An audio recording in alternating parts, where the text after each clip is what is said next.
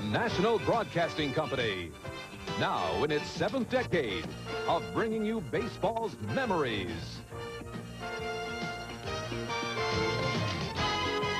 Baseball's milestones. Baseball's majesty.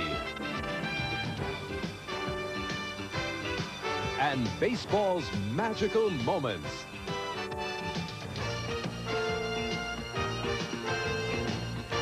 NBC Sports proudly presents the Major League Baseball Game of the Week. Today, from Yankee Stadium, it's the California Angels versus the New York Yankees. The Game of the Week is brought to you by Miller Brewing Company, sole sponsor of the U.S. Olympic Training Centers. By your Toyota dealer and the reliable Camry sedan and wagon. Who could ask for anything more? Toyota. By Head & Shoulders Shampoo. Now your good grooming is Head & Shoulders above the rest. And by the Goodyear Tire and Rubber Company. No matter how far you go, Goodyear takes you home. Hi, everybody. I'm Vin Scully, along with Joe Garagiola. Welcome to Yankee Stadium. The California Angels and the New York Yankees, and they have a great deal in common. Namely, they're both 5.5 games out of first place. For the California Angels, they had a look at first place the middle of May. They came to Yankee Stadium. They lost 2 out of 3. They hit the skids, and before you knew it, they were 8.5 games out. For Gene Mauch and company, they've never been more than 5 games above 500, and yet they are considered a contender. And when you look at their record, and you can look at the schedule, you can understand why. For the New York Yankees, they were in first place as late as the 1st of August. They were 2.5 games in front of Toronto. Then they went out on the road. 6 of 7 road series, and they lost 14 out of 21. However, the biggest reasons why they hit the skids, the absence of Henderson and the absence of Randolph. However, both men are back, and of course the Yankees celebrated last night by scoring 8 runs. How does it feel to be a cleanup man and find the plate empty? That's really been the situation for Dave Winfield. Without Henderson and Randolph, they've missed a total of 97 games. But now the cleanup man pulls up a chair and the plate is full. Let's find out about Dave Winfield, and we'll go to Joe.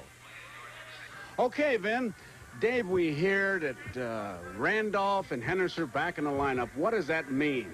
Means a lot. These two men are on base at least twice a game all the time. Means men on base, means pressure on the opposition, means easy runs scored, and we just didn't have them there. Willie was out 4 weeks. Ricky missed, I think, 53 games. Don Mattingly missed 20-some. Overall, about 200 games missed by starters, but you can't make excuses. You talk about pressure on the opposition. Was there pressure on you? I think there was a little more. I know there was a little more because you have to produce and score runs. But the opposition, looking at 1 or 2 big guys left in the lineup, are not going to allow you to beat them consistently. So it was a little tougher. Can you notice a difference in the climate in the clubhouse with those 2 fellas back? We feel a lot better. When Ricky was down, there was so much controversy around that. And then Willie had to go in for the operation. That's a scary thing for the knee. But they're back, and we feel we have nearly our best team there, and that's what it took to get us on top early, and so we're back to that position. Dave, you don't refer to them as slumps. You have a statistically acceptable variation. That's right. Is the second half acceptable so far? It hasn't been quite acceptable. August wasn't acceptable for me or anyone else, but I think September, I'm on the right track. I think I have the 3 things going. Mental, emotional is going on the right track, physical, and technical. I feel good. We're ready. We'll watch it today. Okay. Thank you. While Dave Winfield looks for something to clean up, Ron Guidry and Don Sutton begin to warm up. And it's a look back to 1978, Game 3 of the World Series, where Ron Guidry, a 25-game winner, was saved on some sparkling plays by Greg Nettles. But that was 78. This is 87. We'll check the lineups right after this. So the Yankees and Angels ready to hook up now, with Dick Schofield starting off against Ron Guidry, and he takes a strike. Schofield, the shortstop, will be followed by Wally Joyner, the first baseman, and then Brian Downing, the DH. If you're keeping score, we'll give you 3 hitters at a time so you can write up your scorebook. That's outside. 1-1 to count. Ron Guidry with a record of 4-8, no record against the Angels this year, 7-6 lifetime. A veteran pitcher, to say the least. 313 starts as he goes to work. 1-2. Dick Schofield starting things off, and he's been playing very well on this road trip, hitting .312, and for the past 3 weeks hitting over .320. 1-2. Crowd wanted a strikeout. Guidry's high in strikeouts, 14 against the Chicago White Sox, and of course he holds the Yankee record against California in '78. He struck out 18. Boy, Schofield really showed an eye taking that one. He really wanted that pitch. Cerrone did. You could see him kind of move inside. He started on the outside corner. Look where he is. If anything, that ball might have been low. 3-2 the count. Popped in the air, foul off first. Mattingly coming over to the box seats, and he will not have a play. So the count stays 3-2. Let me give you 3 more hitters just to write into your scorebook. After Downing, Tony Armas in right field, George Hendrick in left field, and Johnny Ray at second base. So now you have 6 of the starting 9 for California. 3-2 to Dick Schofield. Ball 4. One thing you should keep in mind about Ron Guidry, he has had a dreadful first inning this year. It's hard to believe, but in 16 starts, he's allowed 17 earned runs in the first inning. You'd certainly think he knows how to warm up. Well, it's got to be beyond that. Remember in Kansas City, he got off to such a bad start, and then it turned out to be a tremendous ball game. To me, Vin, it's always the pitcher trying to find out what his best pitch is in the first inning. He really doesn't know until he gets out on that mound, and sometimes he digs himself a hole. Well, here's Wally Joyner. And, of course, Joyner, the 9th player in Major League history to record 100 or more RBIs in each of his first 2 years in the Major Leagues. Wally has had 14 RBIs in his last 14 games. So he's something. Schofield at first, nobody out, we're just starting. And he promptly loops one down the right field line, foul and out of play. So Joyner back to the plate, Ron Guidry back to work. The battery for the Yankees, Guidry and Cerrone, an infield of Mattingly, Randolph, Meacham, and Pagliarulo, and the outfield of Henderson, Ward, and Pasqua. Each team 5.5 games back. And of course the Yankees are relying not only on the return of Henderson and Randolph, but they want Guidry to follow up what he has been doing. He's a great September pitcher in the past.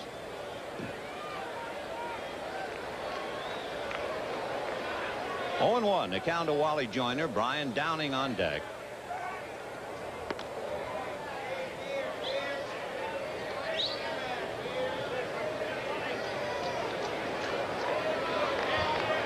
Guidry's lifetime record, 167 wins, 88 losses. There goes Schofield. The pitch is low, the throw is high, and he's in there easily with the stolen base.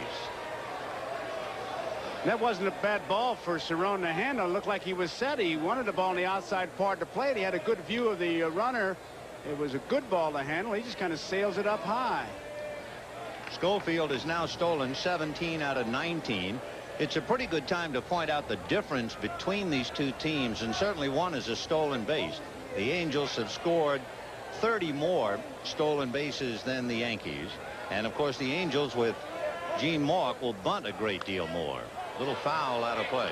It was kind of interesting, Vin, watching Schofield go to second base, because he was watching Joyner to see what he was doing, which would indicate that it was a hit-and-run play. So it could be a busted hit-and-run play, because Schofield definitely was looking back, and you can see he picked up a big pile of dirt because the infield watered down pretty good before the game. Beautiful day in New York. 71 degrees, humidity 56%. A touch of fall in the air. 1-2. And that's hit into right center field. Pasqua dives, can't get it. It'll go to the wall. Gary Ward is chasing it. Schofield will score on the double by Joyner, who picks up yet another RBI. He just seemed to reach out, Vin, like he didn't have a good cut at it. That ball really shot out there. Pasqua gives it a pretty good attempt, but doesn't even come close. Gary Ward finally running it down.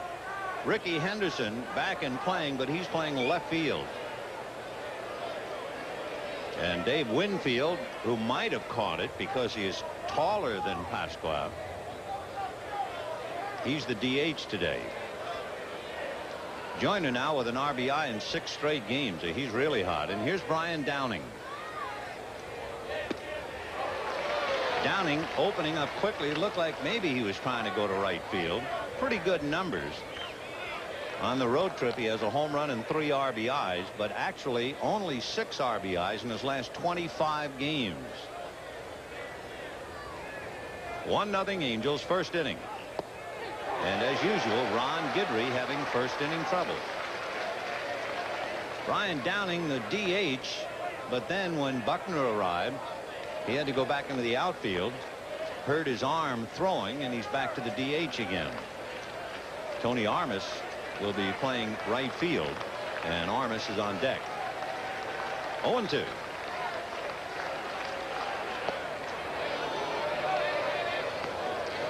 You know, trying to get that lineup, when you talk about the Yankee outfield, the condition of Henderson dictated how he played him. Now, tomorrow, Pinella says he'll probably put Winfield in right field and Henderson be the DH. So he's really not 100% yet. 1-2 the count to Brian Downing. 2-2. You know, Ron Guidry's earned run average in the first inning is over 9. Can you imagine that? He just did something there that's kind of a change for him, and I think a good one, coming inside, moving him back so he gets a shot at that outside corner if he wants it. 2 balls and 2 strikes to Brian Downing. And that's fouled away out of play. He went after it, but he got that ball high. That's a lot, 9 in the first inning. Yeah, earned run, you break it down and you find out that Guidry's over 9 in the first inning, and then after that it's 2.5.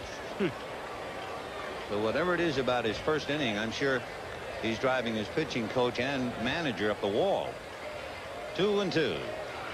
Fouled away. That was a tough pitch to handle. Downing really fought it off. You talk about a good hitter fighting off a pitch. He was going to go to the right field like an inside out, and you could see that after the ball at the outside part of the plate, he came inside. That's what really establishes you, is that pitch inside, that good fastball. You can go either way. Now, he is showing Downing a pretty good stuff on 2 pitches. So it's still 2-2 to Brian Downing. So he walked Schofield, who stole second. Then Lou Piniella sat there and watched Guidry give up the double to Joyner. And Lou chewing his gum and twisting and turning as Downing goes 3-2, and there's nobody out. Tony Armas on deck.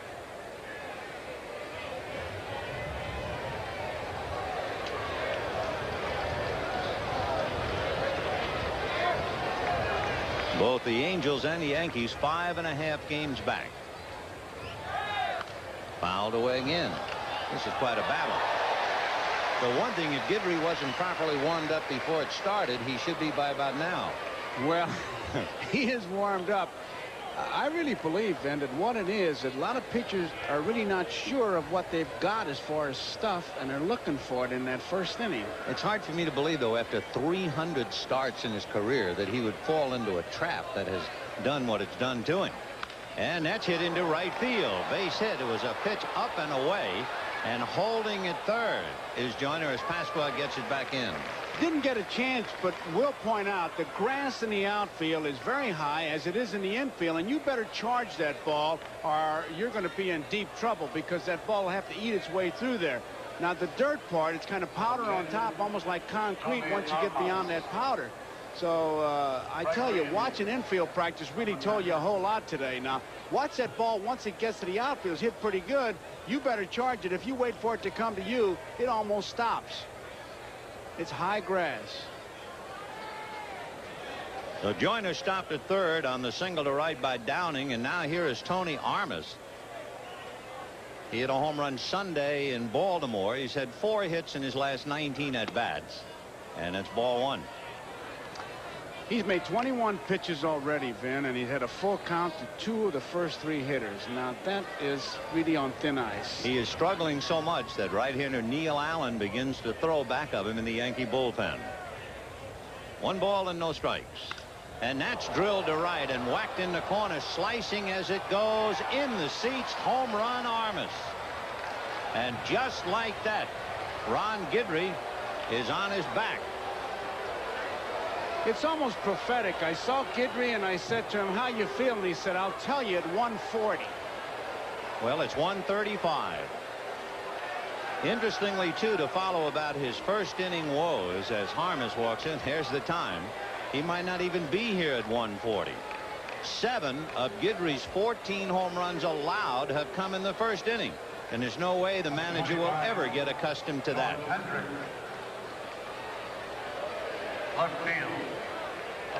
So the Angels on a walk, a stolen base, a double for a run, a single by Downing, and a wrong field home run by Armas.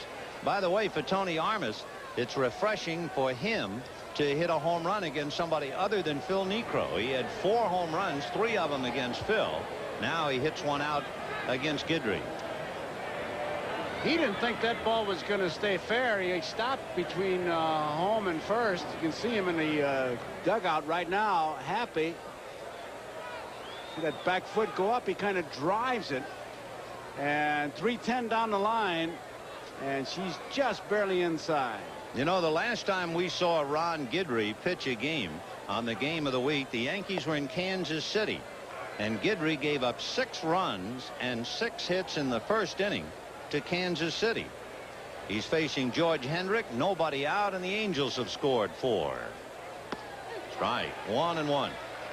Hendrick's been struggling, and Tony Armas stretching back. He's top of the heap right now. Be the first year in a while he won't have double figures in home runs. Just back from Edmonton. 2-1 to count to George Hendrick. Hendrick only 5 hits in his last 29 at bats, so he's struggling. Ball 3. Boy, I'm sure the pitching coach and Piniella, everybody worried about these first inning blues, as you point out, Ben. And the first thing they talk about is, you know, is he warming up enough? And I'm sure they've counted pitches. They've done everything. But as long as I can remember, that's always been a mystery when guys have the first inning blues. I can see it on the road. That's popped in the air behind the plate. Coming back is Cerrone near the box seats, and he has a play. That's the first out of the inning. Why do you say you can see it on the road? When you're a visiting pitcher, it seems anyway, it takes a while to get accustomed to the mound in the other ballpark. So if a fella has a pattern of first inning troubles on the road, I can understand that. But here at Yankee Stadium, where he probably has the blueprints in his back pocket, I can't understand it. Yeah, well, I really think if I had to pinpoint something, and you don't know, I mean, it's probing. The first inning, it's like a boxer in the first round trying to feel the other guy out. And sometimes what has happened here is what happens to you. You're probing and you find yourself 4 runs down. Here's a switch hitter, Johnny Ray, who came over from the Pirates, and Ray has hit in 5 straight as an Angel. John hitting .435. Probably the biggest single reason why he was traded by Pittsburgh over to the American League is the difference between grass and AstroTurf. There are more ballparks, many more in the National League with AstroTurf, and John admittedly has lost a step. But in the American League, where 10 of the 14 parks have grass, he figures to hold his own, and he can always swing the bat. This will be a perfect infield for him then, Vin. Yep. 1-1. 2 balls and 1 strike. In fact, if I can carry it a step farther, one of the reasons the grass is high is Tommy John is pitching tomorrow. A lot of sinker balls. Groundskeepers very important to a manager's plans. And a ball player's best friend sometimes. Little pop foul off first. That will peel off into the crowd, and the count 2-1. By the way, the Yankees are going to go over 2 million in attendance today. So they're doing very well. Crowds coming to Yankee stadiums are accustomed to seeing the Yankees have their own way with California. They've only lost 1 series against California at Yankee Stadium. That was back in 1984. 3-2 the count.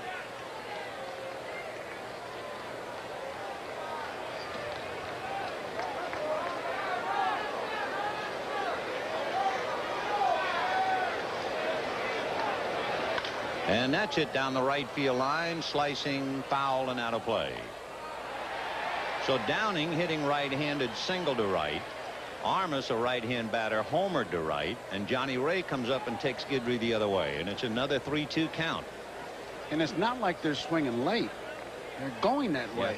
It looks like he's pitching up and away to some of them, and they just take him to right field. There's a line drive the other way. So Johnny Ray has hit in 6 straight as an Angel and actually has an overall 10-game hitting streak. The Wolves are baying a little bit right now, but Piniella just chews away. And the batter will be Devon White.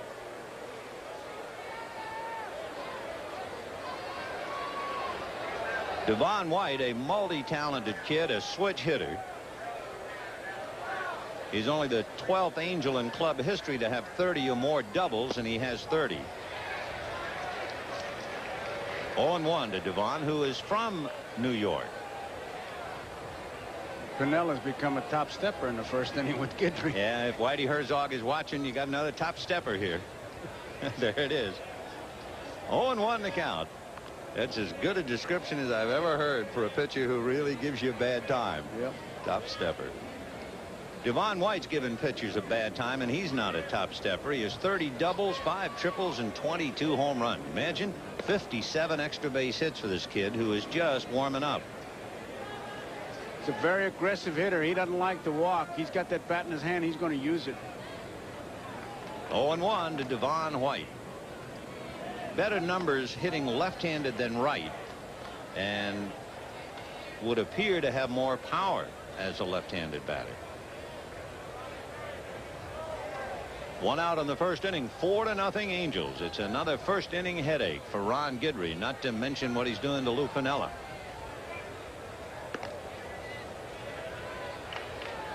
The Angels were first in the middle of May, lost 2 out of 3 here, and in early June they were 6.5 games out of first place.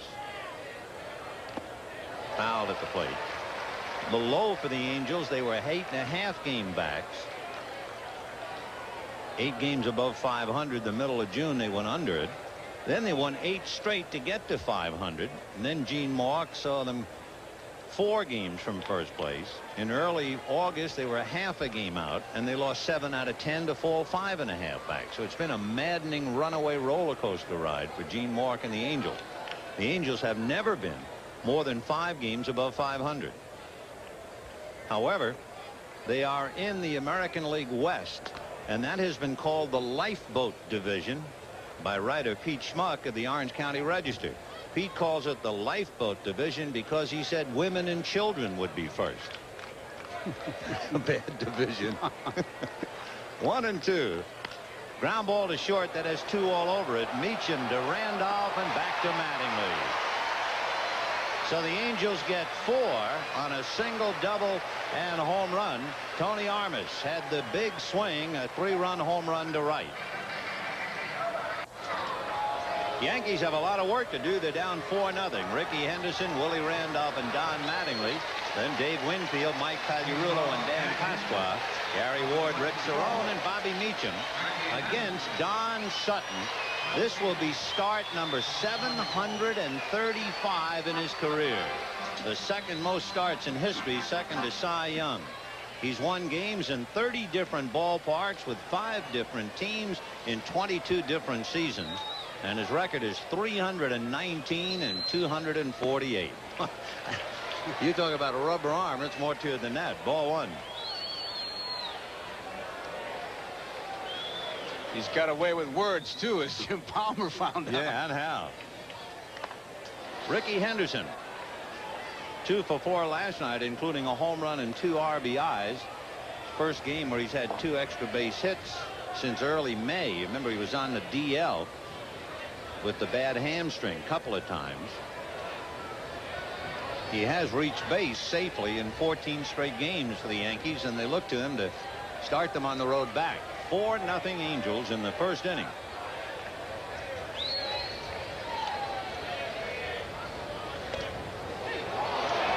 Doesn't sound quite as bad like in the pregame show when he talked about his hammy. He calls it a hammy. How nice. You know, hamstring is, it sounds bad, but his hammy. I had never heard that. No, neither have I. 1-2 the count to Ricky. 2-2. Sutton, of course, ever since I remember his early days as a rookie, and Walter Alston had one concern about him as a kid with the Dodgers, and he said, I worry about him throwing the home run ball. I worry about the fact that he's going to be a long fly ball pitcher.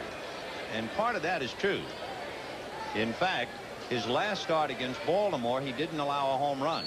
Before that, he had made 10 consecutive starts in which he had given up a total of 17. A chopper to third. Doug DeCinces, 1 down. Of course, Alston, in his wildest dreams, would be unable to dream that Sutton would have lasted so long as a starting pitcher. Willie Randolph coming up. Here's the defense for California. Henrik White and Armas in the outfield. DeCinces, Schofield, Ray, Joyner, and Bob Boone behind the plate as he piled up the numbers behind the plate. He's right on the heels of Al Lopez. Ground ball to shortstop to Dick Schofield. And that takes care of Willie Randolph. Randolph has just 2 hits in his last 23 at-bats, so he's finding it tough to come back. And now here's Don Mattingly.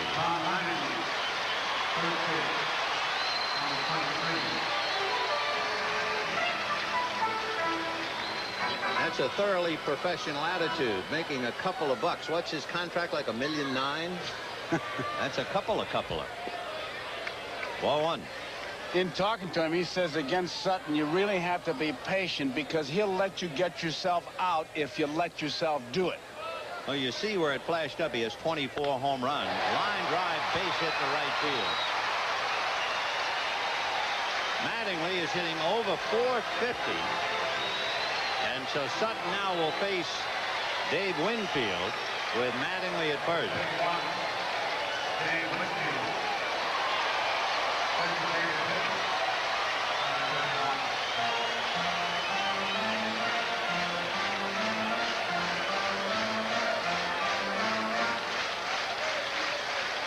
Dave Winfield, 2 for 3, including a home run last night.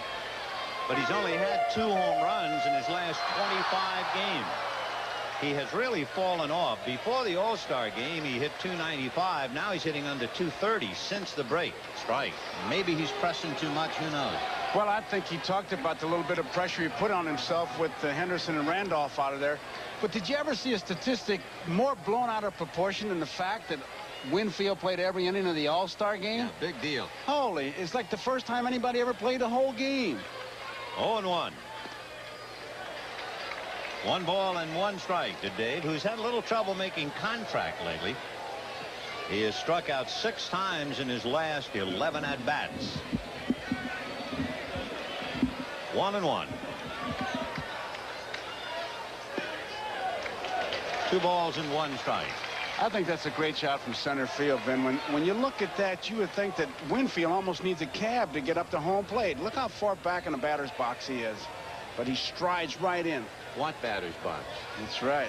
But look at the batter's not covering the plate, but when he strides, it does. And he hits it by the mound down to Johnny Ray, who has all the time in the world. No runs, 1 hit, a man left, and at the end of an inning, the Angels 4 and the Yankees nothing. As we go to the second inning, the Angels will have Doug DeCinces, Bob Boone, and Dick Schofield.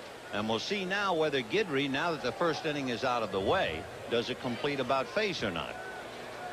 DeCinces having a tough road trip right now, 0 for 12.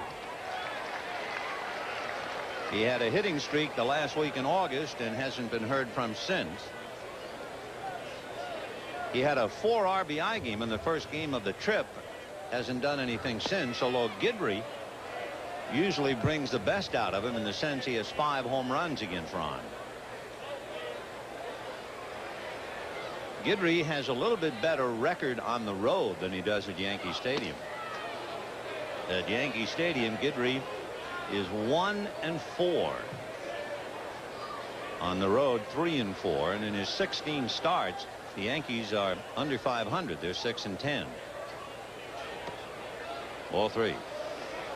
He's only walked one man, but he's been wild. Anytime you take a guy deep, 3 balls, 1 strike, 3 balls, 2 strikes, to me that's wildness, because now you got to come in there. And 3-1, DeCinces are much better than a 240 hitter. And you know, when you look back over his work this year, his high and walks only 4, but it's a matter of location, and he has now walked 2, and he's really struggling. We'd like to remind our viewers we'll be selecting the NBC Miller Lite Player of the Game at the conclusion of the ball game. And here's Bob Boone. And here's a guy that they like to put plays on as he takes a look down and moves Stubing to third base to stay away from that double play. Boone puts the bat on the ball, makes contact, can hit to the opposite field. And Mattingly playing behind DeCinces. Here's Bob Boone, and that will be an interesting battery in another 2 times out for Don Sutton. There's the bunt by Boone, and Guidry will go to first base. But with the number 2 pitcher of all time in work behind Cy Young, Bob Boone needs 11 games. He'll be the number 1 catcher on the all-time list. Over 1,900 games caught. That's a venerable battery. That is, and I'll tell you, the amazing thing is the number of years that he's caught over 140 games. I mean, that is a lot. When you catch 140 games in a year. You're really blessed, not only with good physique, but being fortunate enough to be physically able to play that many. You got that right. Neil Allen is up again in the bullpen, and Dick Schofield at the plate. I never caught that many, but when I get up in the morning, sometimes my knees feel like I'm cracking walnuts. No. That's in there for a strike. Schofield started it with a walk, and there's Neil Allen making his 2nd voyage with the Yankee Clipper. Came over from the Chicago White Sox. Oh, saying Yankee Clipper reminds us of something. The strike 1 pitch to Dick Schofield is lifted to left. Henderson, however, has a play. DeCinces at the bag to draw a throw, and it's a good throw that he draws, so he holds. So he had 2 down. DeCinces at second, and Wally Joyner coming up. You know, with all the talk about the Columbus shuttle, all the players going from the Yankees to Columbus and back again, it should be noted that Bucky Dent's Columbus Clippers won the first round of the International League playoffs, and now they await the outcome of another series, and that series is Tidewater versus Pawtucket. And wouldn't it be something if they don't have a Subway Series in New York, but they have the minor league series between Columbus and Tidewater. Tidewater, the New York Mets #1 farm club. Pawtucket, by the way, with the Red Sox. Wally Joyner with 101 RBIs and 15 RBIs in his last 15 games. 2-0. Angels 4. Guidry having another rough first inning. He gave up 4 runs, 2 singles, a double, a home run, and for good measure a walk and a stolen base. In there. John Shulock is the plate umpire, and John, like everyone in baseball, would like to be in 2 places at once. On September the 7th, his young daughter Jackie will be 9 years old, and John, of course, will be working away on the road. So John sends his love to Jackie. An early happy birthday. She's at Vero Beach. 2-2 the count to Wally Joyner. 2 out, top of the 2nd. Angels lead 4-0.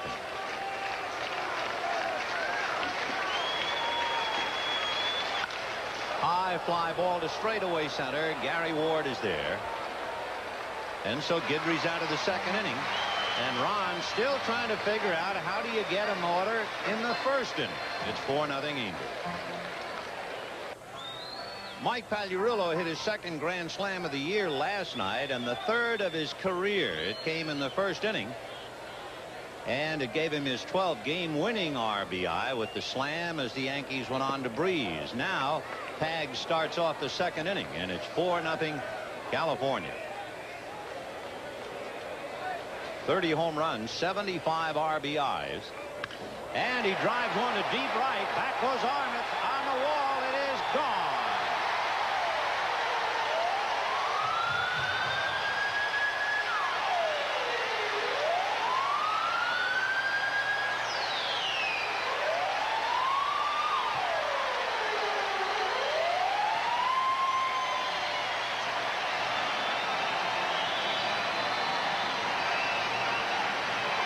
That might have been a pitch out of the strike zone. Looked like it was low, but he really golfed it, and he drove it hard.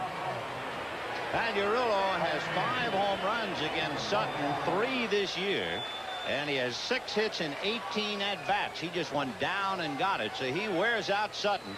And as we see that long home run to right, again, I have to remember the words of Walter Alston, who always worried that Don was a long fly ball pitcher. So that means 18 home runs in his last 12 starts, and in one start he didn't allow any. Dan Pasqua has rung up 13. And he goes the other way, a drive to deep left. Back goes Hendrick to the track, to the wall, gone.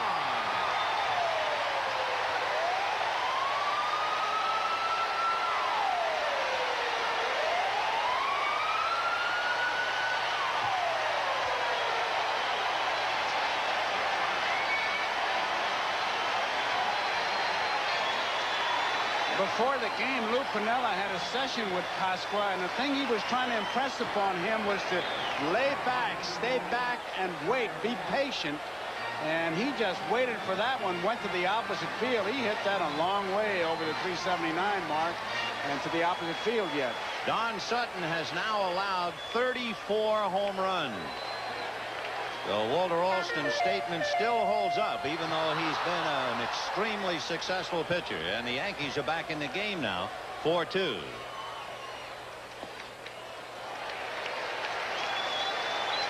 Different managers have different ways of saying it. Gene says, we just don't keep the ball in the park. Yeah, it's gone.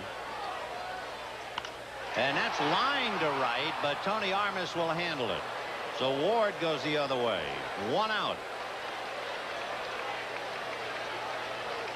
In looking at Gene Mauch, the first thing you notice is the number that he's wearing on his back. For many, many years, about all of his years, he always wore number 4. But when he returned to the Angels, Bobby Grich was wearing number 4, and Gene was wearing number 3. When Grich retired, they did not retire his uniform, so Mauch took the 4 and handed the 3 to Johnny Ray, the number he'd worn all those years at Pittsburgh. Smothering stop by Schofield, who got him. Oh, what a play on Rick Cerrone. Incredible play by Schofield. To come up with the ball is one thing, but to be able to regain your balance, watch, he goes completely down, does a turn. Now with Cerrone running, he's got a chance, so he gets up and fires it, and he gets him by 3 steps. Knew who was running, knew what to do with the ball. Anticipation. Marvelous play by a little duck. You might remember he's a chip off the old block. And here is Bobby Meacham, a switch hitter, and hitting right-handed, as the switch hitting experiment didn't work very well. Ball 1, 1-0. If he tries to bump in, he's going to have to really get it well under that grass, because if he gets near the foul line, it'll roll foul.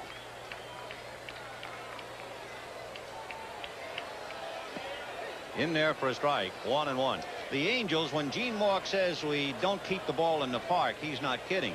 The Angel pitching staff has allowed 184 home runs. Only Baltimore 2 more.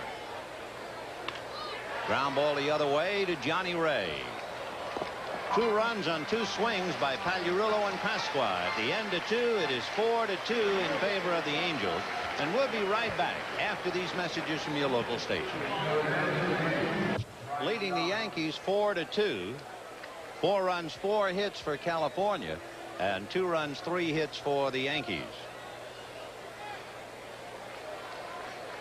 Downing, Armas, and Hendrick coming up in that order. And a strike to Downing, who singled to right in the first inning and then rode home on Tony Armas, home run to right.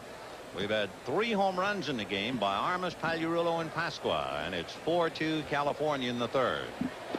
Big slow freight, and it missed, 1-1. That's the first one he's thrown today. Remember last time with Downing, he singled to right, he was in and out. The base hit he got was inside. 1 ball and 1 strike.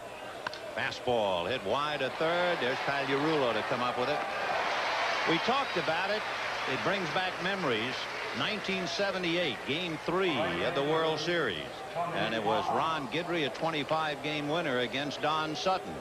And Guidry led 2-1 and eventually went on to win it 5-1. But boy, was his bacon saved all through that game by Greg Nettles, who made, I'd say, 4, maybe 5 great plays. And now Guidry and Sutton pitching from memory against each other today. Armas home run to right field.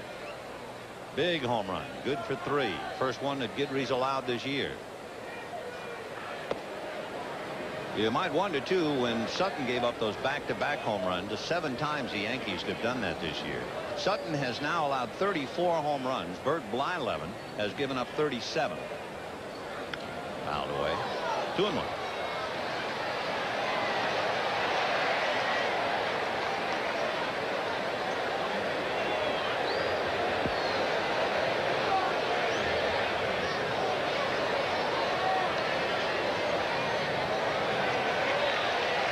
Angels 4, Yankees 2, top of the 3rd.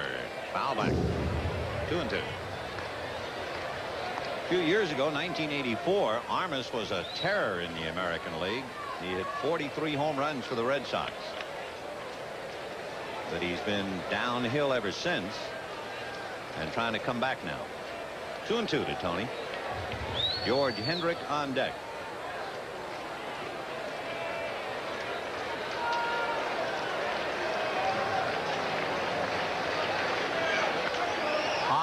Fly ball into shallow center. In fact, Randolph is going to make the play.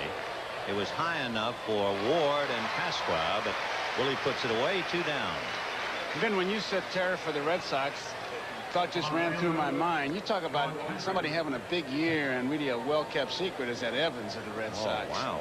I mean, he's got MVP numbers. And player of the month, he got all the votes over Paul Molitor, which was kind of shocking. That really tells you something, because Molitor on that great streak, but Evans has just had a tremendous year for the Red Sox, and of course Clemens has come on so strong for him.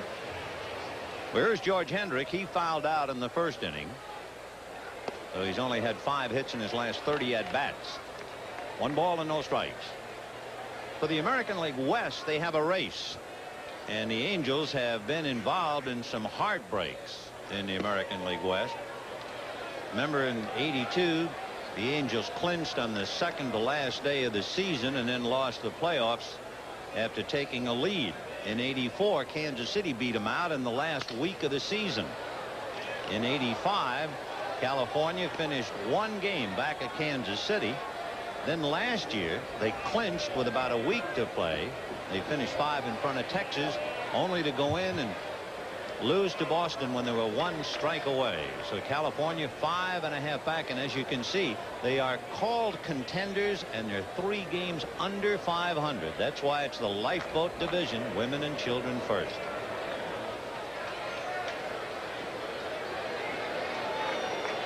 Two and 1 to count to George. 3-1. Of course, for Gene Mauch, you can imagine he must be carrying the weight of the world on his shoulders. All of the pain that he's gone through. Hit under that. High foul. Cerrone coming back. And made the play. Oh, what a great catch. What a play. Especially by a catcher with that mitt that folds in half. He couldn't have made it with the old glove, I bet you. Oh, what a play. Not only that, the way he did it all the way. Follow him. Watch him find that wall. That's amazing. He found it right there. He knows he's near the wall, and now he snags it. And it could have been jarred loose. We'll be back. 4-2 Angels. From the 3rd, the Angels 4 and the Yankees 2, with Ricky Henderson, Willie Randolph, and Don Mattingly against Don Sutton. And he starts him with a curveball for a strike. Henderson grounded to 3rd in the first inning, 0 for 1. The Yankees have just finished a very tough stretch. They were 18 out of 21 on the road, and they lost 14 of those 21 games. They're now finishing up a 10-game homestand. We gave you the bumpy ride of the Angels this year. The Yankees were in first place 2.5 games in front of Toronto and 3 over Detroit on the 1st of August. And then they began that stretch where they lost 14 of 21. On August the 4th, that was the Steinbrenner phone call to Piniella and the resultant brouhaha. And the Yankees lost 2 out of 3 in Cleveland, 3 out of 4 in Detroit to slip to second, 3 in Kansas City to slip to third, 2 out of 3 at home to Cleveland, went on the road and played a .500 road trip, and for good measure lost 2 at home to Seattle.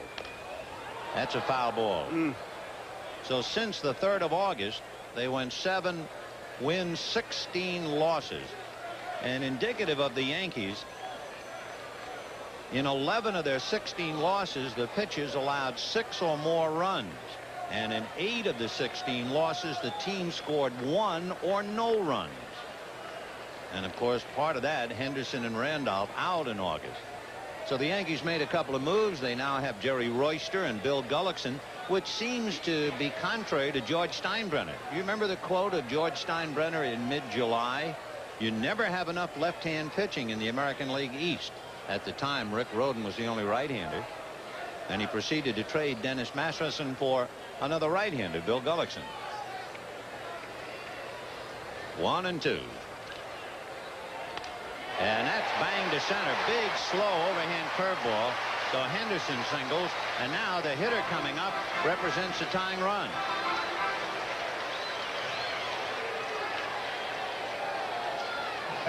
We'll take a look at Henderson at first base to see he's got that hammy, as he calls it. Now his normal lead is 3.5 steps if he's going to run, 4.5 if he's trying to draw a throw.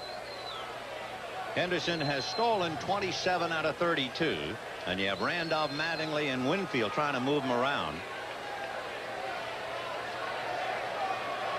Randolph, a co-captain along with Ron Guidry of the Yankees, and Sutton using all of his wiles and guile to keep Henderson on. The Yankees have really given the Angels a bad time. They've beaten them 8 out of 10. He's got a 3.5 step lead. You know, you don't want to risk anything, but it's entirely up to him, because he's one of those guys that's either a quick with a home run or a slow death by stealing bases. Bob Boone behind the plate with a pitching staff that does well in holding runners. And they've only been 6 stolen bases against Boone since the last week in July. So let's see about this one. It's a cat and mouse game between Boone and Henderson. They have a mutual respect going.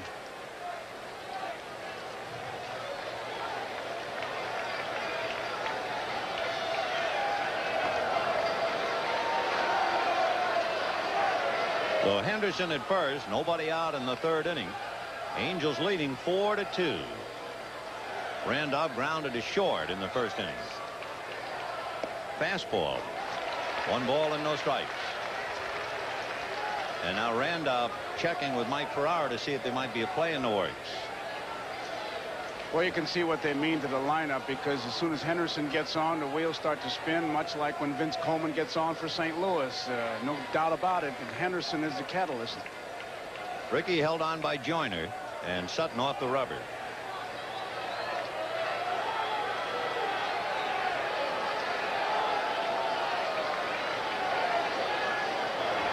You just stop to think that with Henderson and Randolph in the lineup, you got a Ward hitting 7th, and if it was Cardell Washington, he'd be hitting 7th. That tells you pretty much that's a pretty good lineup when you got those kind of guys hitting 7th. The Yankee batting average is 10 points higher than the Angels, but the Yankees have only scored 20 more runs than the Angels. And the big reasons, the absence of people like Henderson and Randolph. That's a strike. Between them, they've missed 97 games. In fact, the Yankees do a little homework. They've had 12 players on the disabled list.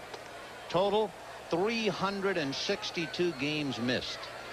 You just saw some real cat and mouse. Randolph, really a great shot of him looking right at Henderson. 1-1. And again, Sutton's off the rubber. Henderson put a good false start on the last play because he had both Schofield and Johnny Ray breaking, moving.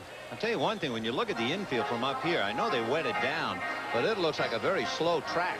It is. It's powdery on top, very hard underneath, though, Vin. It is a slower track than normal. 1 ball, 1 strike. So Sutton doing everything that his 20-some-odd years have taught him about holding a runner on. It's 4-2 Angels in the 3rd. Randolph with Mattingly waiting his turn on deck. Throw over there. You saw Bob Boone with that motion to throw over there as Boone checks with the 3rd base coach. It's really a game you never see.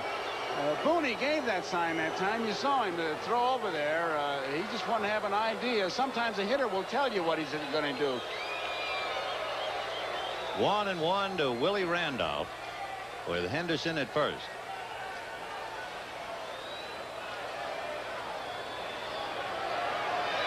And they pitch out. 2 balls and 1 strike. It's amazing. You mentioned it a moment ago. Remember when Coleman was at first and the manager went out, the infield had a meeting, the catcher went out. Right. One man just shook up the whole ballpark. And that's what Henderson is doing now. They got the Angels in the box. 2 balls and 1 strike. He pitched out. I doubt very much if he'll double pitch out here, although Sutton has that kind of control. You want to put a play on this, it'd be just an absolute dead perfect time. And there's a shot off the glove of DeCinces and down the line. Henderson will go to third, and the tying run, Randolph, is at second with nobody out.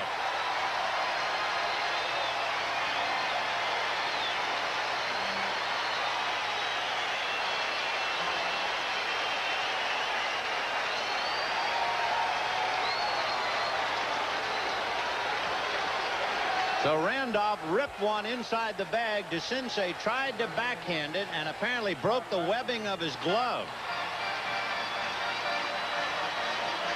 He just deflects it enough to allow Henderson to go to third and Randolph go to second.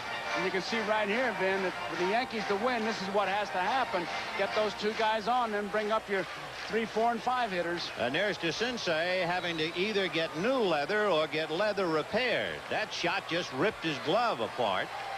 So the tying runs are aboard. Nobody out on a single by Henderson and a double by Randolph.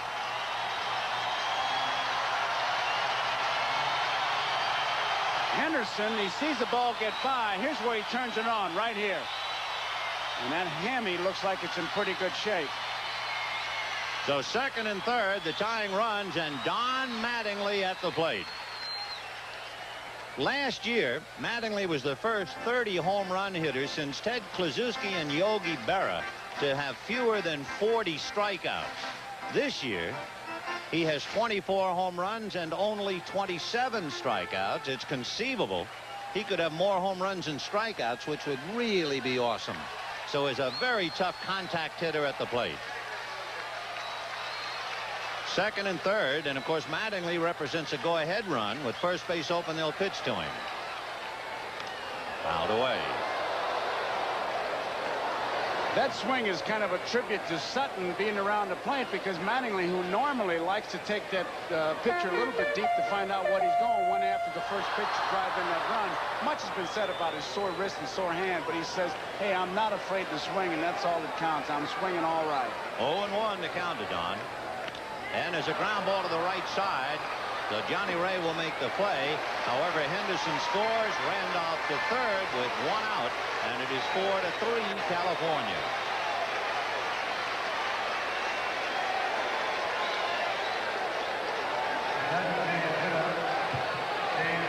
The Mawk has seen a 4-0 lead shrink to 4-3. And with 1 out, Dave Winfield, the batter. He grounded out to Johnny Ray in the first inning.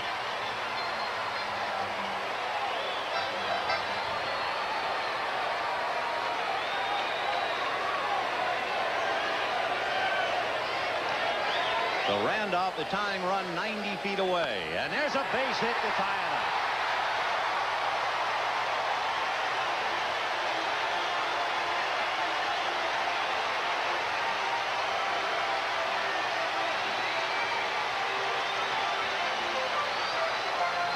So Dave Winfield gets the Yankees even as he drives in his 86th run, and hold everything. Marcel Latchman, the pitching coach, is heading for the mound. The batter will be Mike Pagliarulo. Now there's a left-hander, Gary Lucas, and the right-hander, Willie Frazier, in the Angel bullpen. We're all even at 4. And remember, to refresh your memory, Pagliarulo is 6 for 18 with 5 home runs against Sutton, and he will not get a chance at him again. Sutton is gone, and I will assume they'll bring in Gary Lucas, the left-hander. So Sutton can't win. He didn't go the required 5. He could lose. He goes out even with a possible winning run. His responsibility at first as Gene Moore ponders. Right now, here's a look at a very special Olympic moment. The Angels scored 4 in the first inning, but the Yankees have come back to catch them and dispatch Don Sutton here in the third. And left-handed Gary Lucas will be pitching to Mike Pagliarulo. Gary Lucas, 33-year-old, 6'6", 200-pounder from Escondido. And you might remember it was Gary Lucas who had gone over 4 years without having hit a batter. And then there was Game 5 in the LCS where he hit Rich Gedman. Gary with a record of 1-3. We have a score of 3 to give you, so we'll duck him in while Lucas lookens up.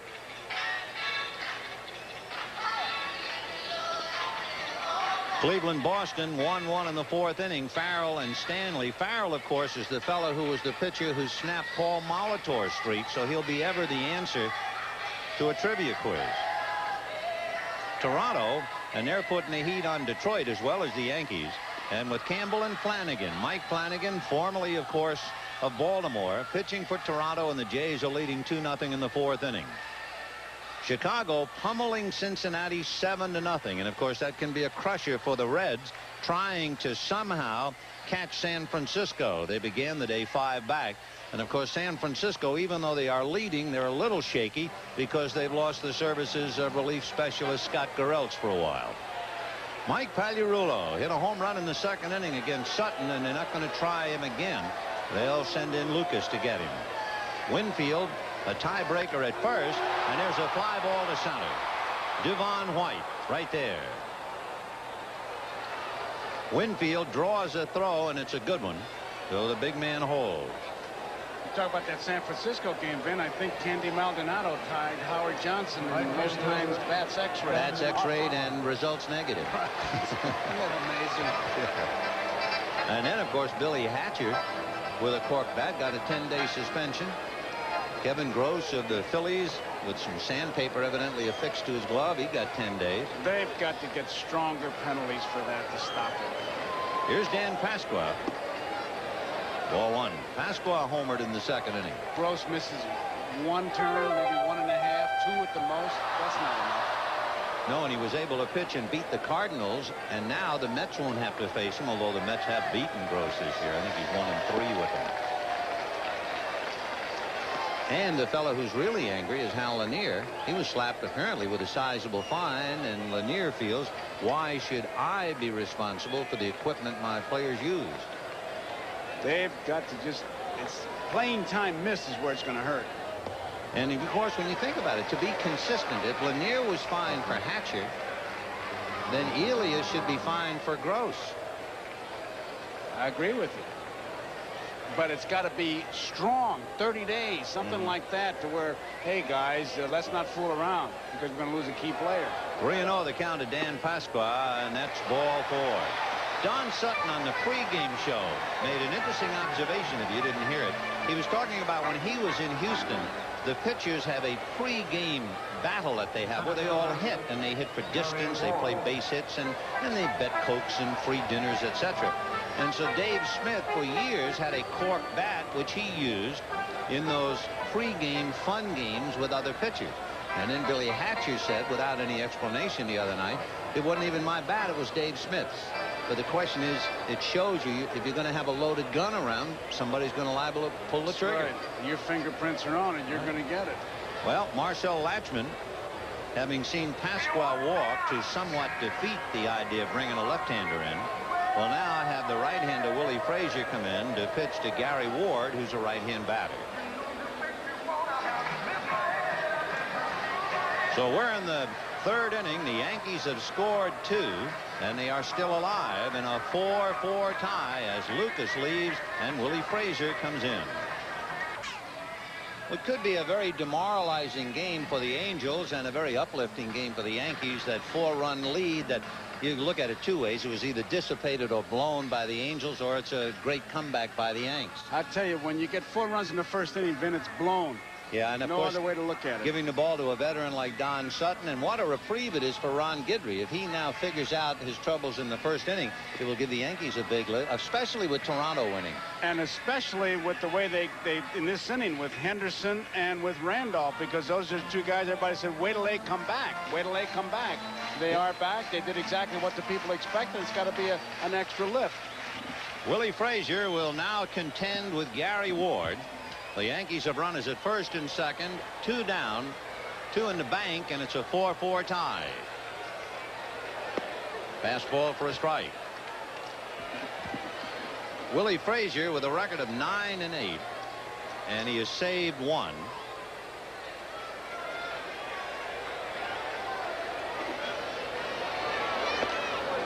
One ball and 1 strike the count.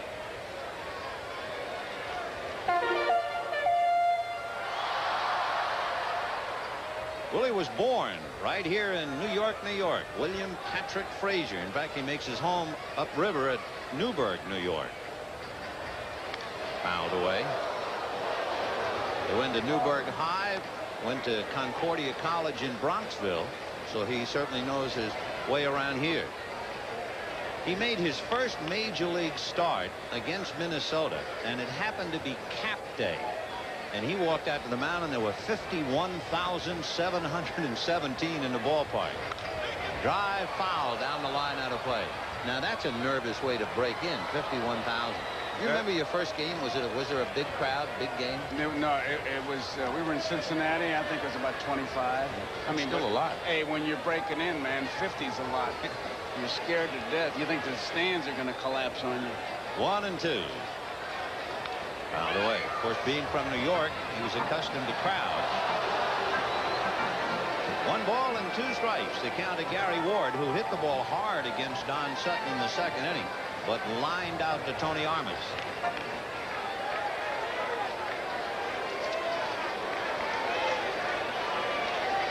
Ward has really been struggling since the All-Star game.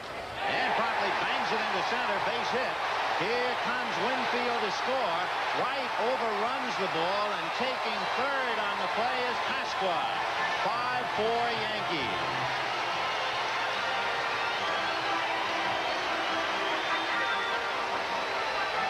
Devon White might have taken his eye off that ball.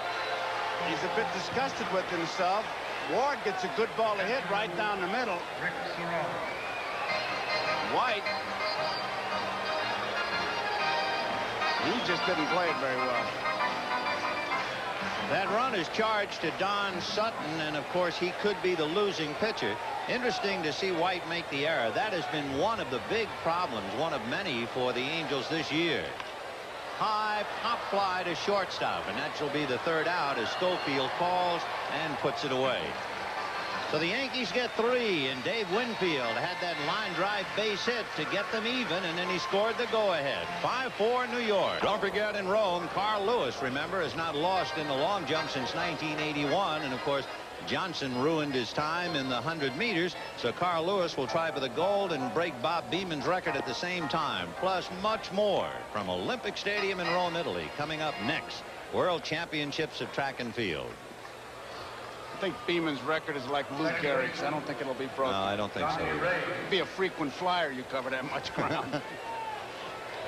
Johnny Ray, Devon White, and Doug DeCinces, and Ron Guidry, who gave up 4 in the first inning, now finds himself leading 5-4, and you can close the books on Don Sutton.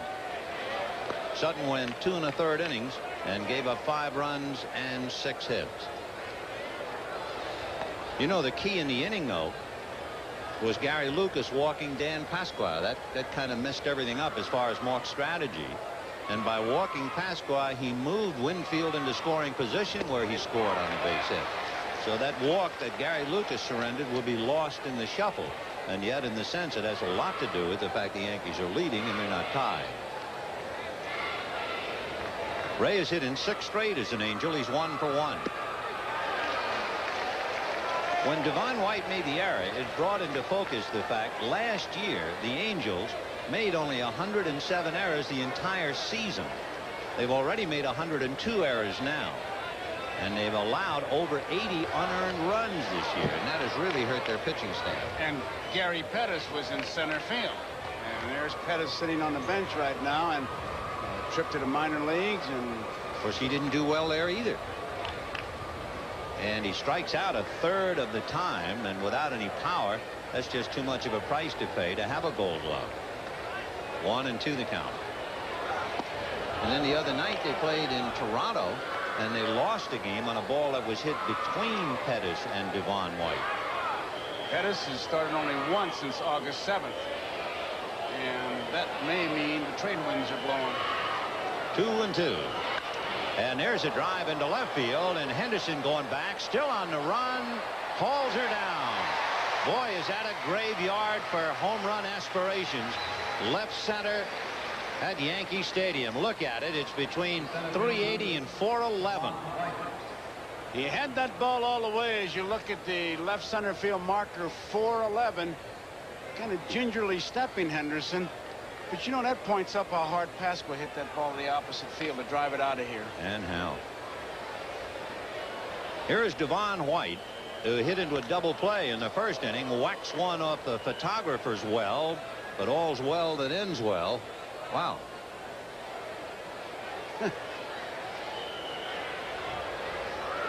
No balls and 1 strike to Devon White.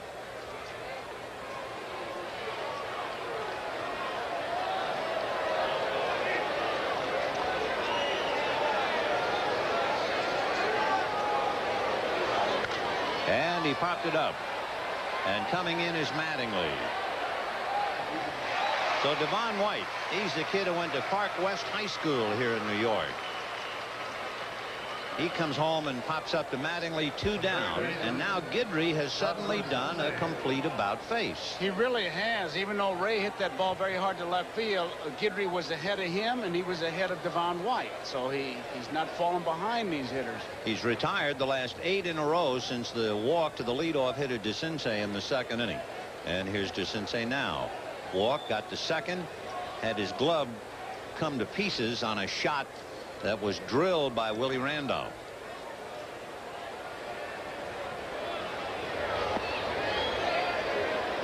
One ball and no strikes. Last time DeCinces was up, the fastball that Guidry threw in, they were high fastballs. See if he tries it now, or was he just wild? 4 of DeCinces' last 5 home runs have come against left-handers, so Guidry really has to be on the lookout. 1-1. And remember, DeCinces, as we mentioned his first at-bat, has 5 career home runs against Guidry.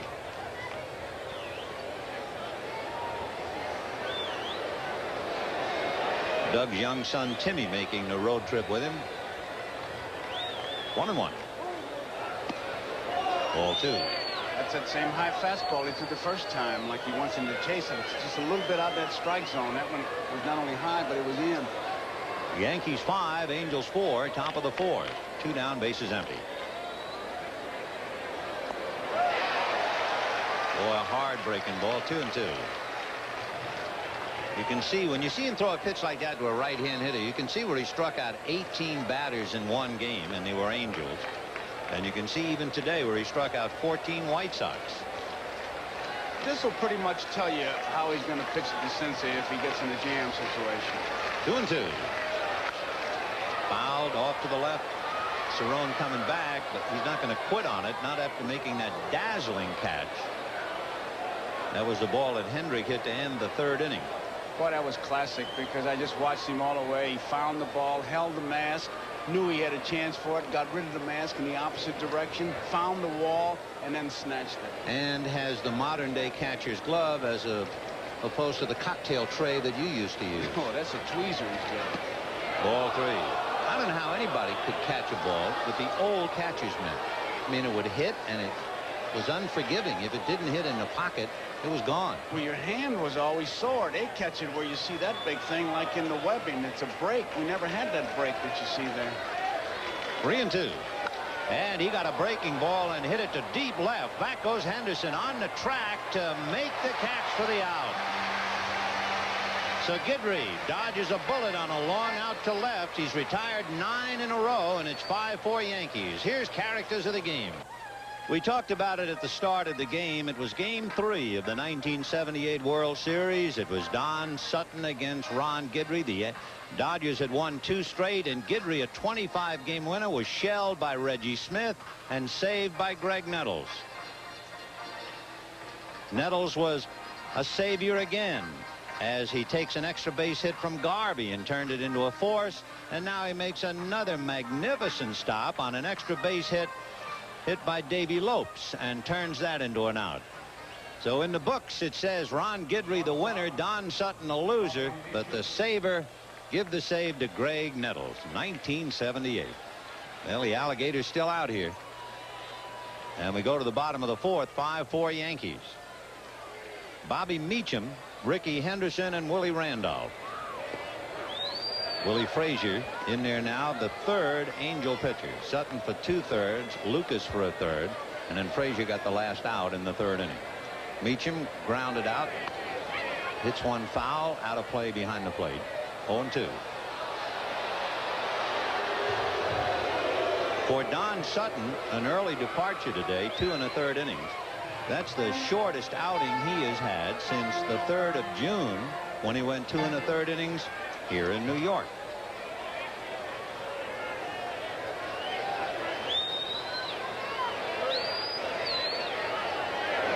Ball 1. The Yankees, of course, can look back and kick themselves. In July, they lost 4 out of 7 to the Chicago White Sox, and in August, they lost 4 out of 6 to Cleveland. And you're not supposed to do that if you're seriously contending for a pennant. The Yankees will be playing Toronto for the next 2 weekends. In fact, not next week, but the week following. Our game of the week will be right here at Yankee Stadium with the Toronto Blue Jays and the Yankees. Ground foul. The Yankees are finished with Detroit. The Yankees won 8 of 13 meetings with Detroit. However, it should be remembered, the Yankees in April and Detroit in April were 2 different teams. The Yankees beat Detroit 5 out of 6 way back in April. And that's the schedule remaining. Hit on the hands, a fly ball to Devon White. 1 down. For the American League East, it's the first time since 1983 that the lead first place changed after May. You might remember in '83, Baltimore burst out of the pack of 5 teams late in August. And now it looks like we'll have a first down to the wire finish since '82, when Milwaukee beat Baltimore on the last day. And it seems like there have been so many leaders in the American League East, as we see Henderson, who is 1 for 2. Ball 1. You know, you had Milwaukee leading until mid-May, and actually the Yankees then moved in from mid-May till the 8th of June. Then Toronto took over for 3 weeks. Then the Yankees were tied with Toronto for a few days. Then the Yankees were in first the end of June into August. Then Toronto took over, and then eventually Detroit took over on the 19th of August. It's really been a horse race, and it figures to go right down to the wire. The biggest leads, the Yankees at one stage led by 5.5, Toronto by 3, and as of right now, the Tigers lead by 1.5 games. 2-1 to Henderson.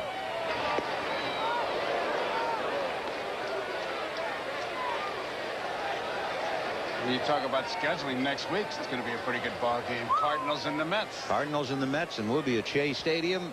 That's going to be a red letter day for the game of the week. Mets in Los Angeles right now. Play tonight. High pop foul off to the right, and that will be out of play. The Cardinals are at home tonight against San Diego. It's Grant and Matthews are the probables. The Mets at Los Angeles, Ron Darling and Fernando Valenzuela. Willie Frazier, the 3rd pitcher for the Angels. Angels scored 4 in the first inning, but the Yankees came back with 2 in the second and 3 in the third to take the lead. Time.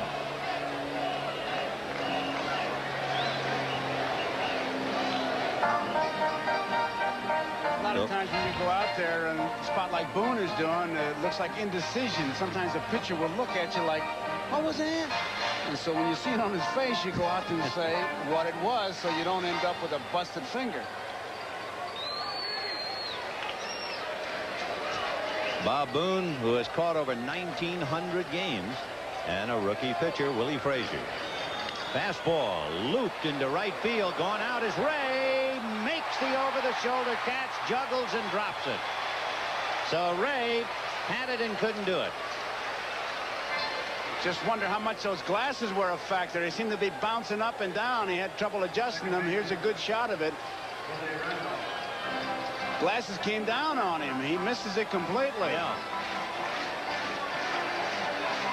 With his back to the infield, Johnny Ray trying to make the over-the-shoulder catch, and for a moment you won't be able to see the ball, although maybe on that angle you can. Yeah, right there you can. So it's a bloop single for Ricky Henderson, and Willie Randolph the batter. That's hit number 1 off Frazier, right, and hit number 8 for the Yankees.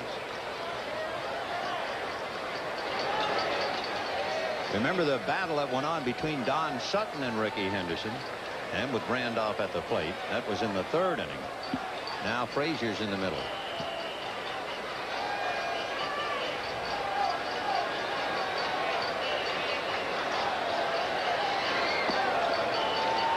One ball and 1 strike. I'd say right about now is when Henderson's on that launching pad, and I see Boone going out to talk to him and make sure of the signs. And one of the things I think he'll want to make sure of is just refresh him as far as the pitch out sign is concerned. You don't want to be calling pitch out, going out and have the guy throw a strike on you. Henderson has stolen 27 out of 32. Held on by Wally Joyner. 1-1 to Randolph with Don Mattingly on deck, and the Yankees leading 5-4. Last we saw on the scoreboard, Toronto was winning 2-0. Fly ball into right center field. Digging for it is Tony Armas, and this one is off the wall. Here is Henderson being waved in. Johnny Ray, the relay man, does not make a throw on a long double by Randolph. 6-4 New York. And that thing had a chance of almost going out. That it did.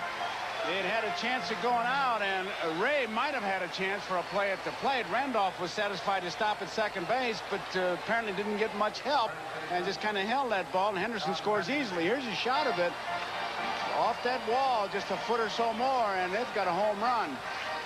Now, Devon White gives it to Ray in good shape. He's looking to third base and then realizes that Henderson is coming on the round. So with Randolph at second and the Yankees leading 6-4, Mattingly a strike. Mattingly, with runners at second and third in the 3rd inning, grounded out to pick up a run batted in. Now he has a chance to drive one in. He singled in the 1st inning.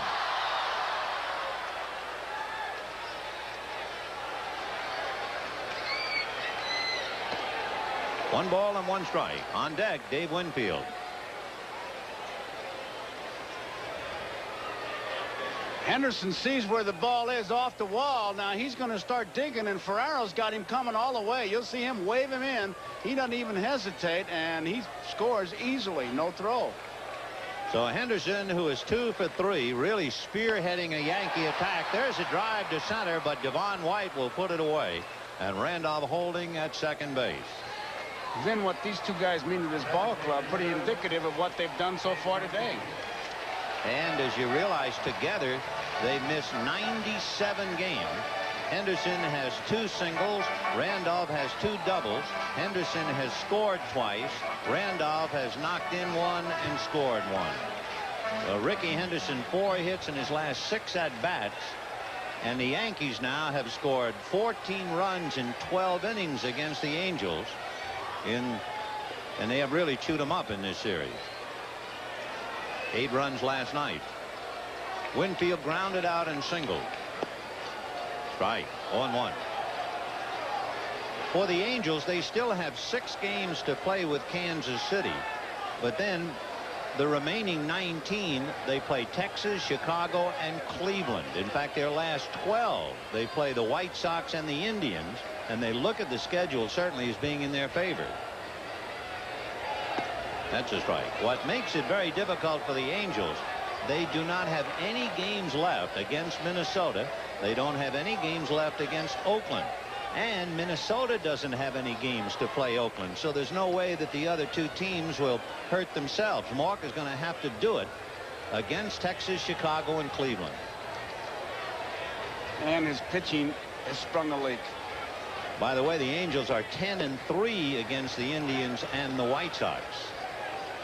But while we talk about Cleveland and the White Sox as possibly being teams where you fatten up, they also have the sobering thought that for the next 2 weeks, Minnesota plays Cleveland and Chicago. 1-2 to Winfield. Line drive into center field, base hit. Boy, did he go down after that pitch. And Randolph scores easily. 7-4 Yankees.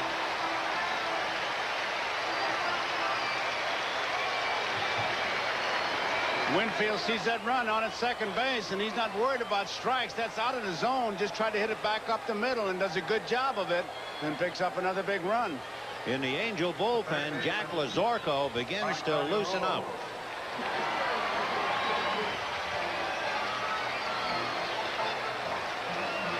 So Lazorko could be the fourth pitcher used by Gene Mork, and what is particularly galling for Gene, he had that 4-0 lead, and the dean of his staff, Don Sutton, the pitcher, and it got away. Fouled away by Pagliarulo. Homered and flied to center.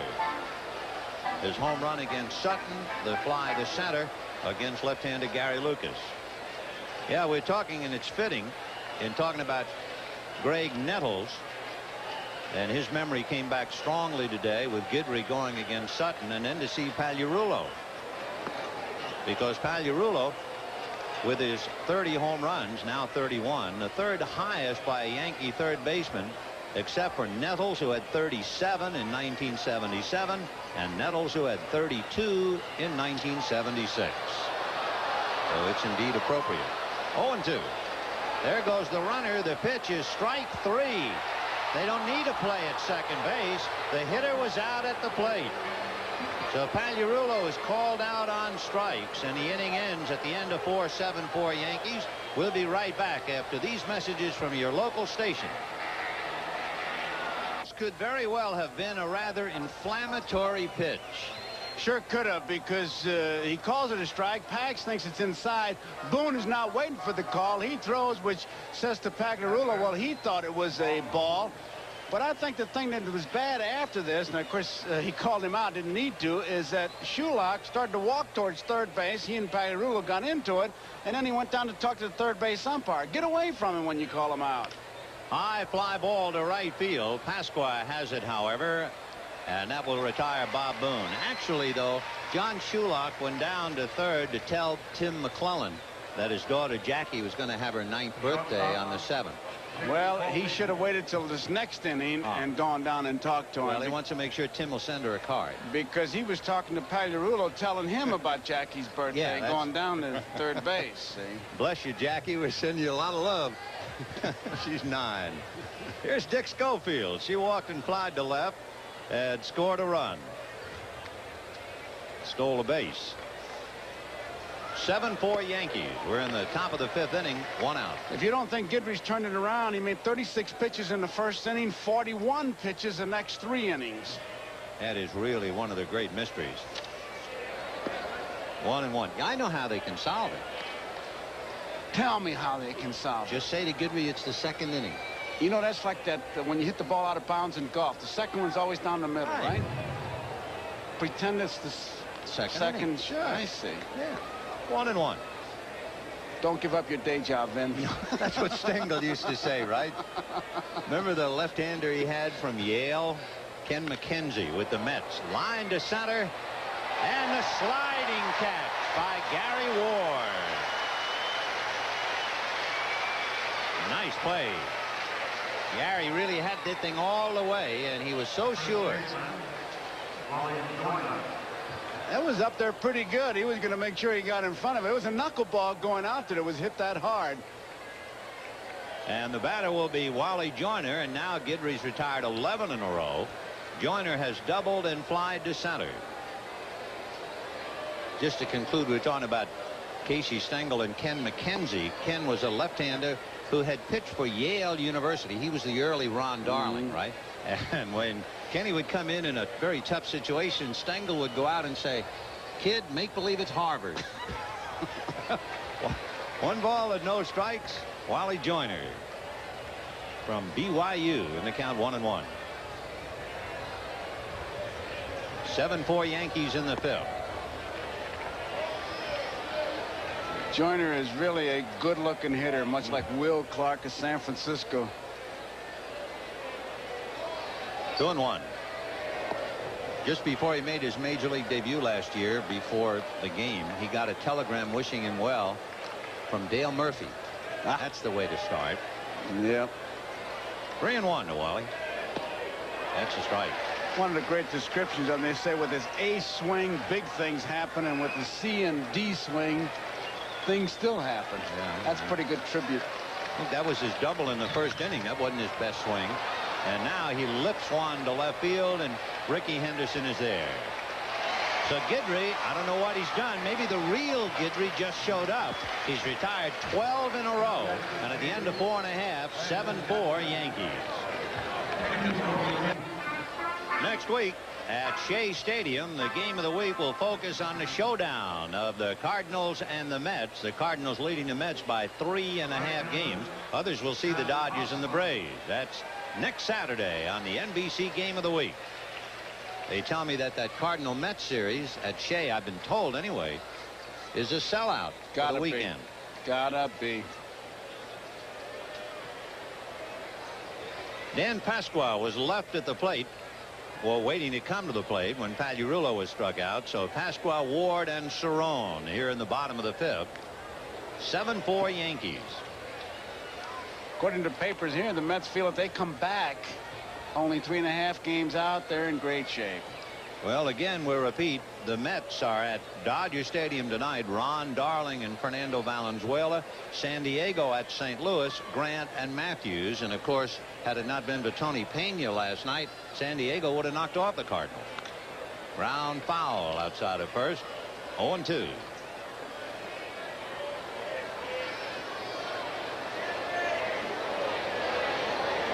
You could really write a book when you look over in the Angel dugout and realize that 2 of the more maligned people in baseball are together for the first time as Pasqua strikes out. Remember the second guessing that Gene Mauch took in the aftermath of the '86 playoffs with the Red Sox, and seated in that dugout with Gene, Billy Buckner. And of course, Billy Bucks really got chewed on. You could write some story about that dugout. Boy, I tell you, that's a shame. The kind of year and the kind of career that Buckner has had, that they're going to remember him for a ground ball. Yeah, that's life. A drive to center, fading on the ball is Devon White. It's over his head and against the wall. And Gary Ward is going to stop at second. He was looking for help, staring at Mike Ferraro. And Ferraro didn't stop him, but Ferraro just made no sign, and Ward decided he'll hold at second. Ward has hit the ball hard today, lined out, and 2 base hits. This one, Devon White, he gave up on it mighty early, going to play the carom. I don't think he could have caught the ball, so he thought he was positioned perfectly, and Ward knows he's got at least a double. Now he picks up the coach looking for help to see if he's going to come over. Perhaps the Yankees have only one sign, either a wave to keep coming or no sign, meaning stop. And that's why Henderson, after seeing, and the ball was in no man's land, it was pretty tough to decide whether White or Armas was finally going to run it down. So it's a double for Gary Ward. The Yankees now with 2 home runs and 3 doubles in their 11 hits, leading 7-4. Rick Cerrone. 0-2. Cerrone, of course, will remember this year. He's pitched 2 games. He finished 2 games. He worked 2 innings, walked 1, struck out 1, did not allow a hit, a run, nothing. A secret weapon. Do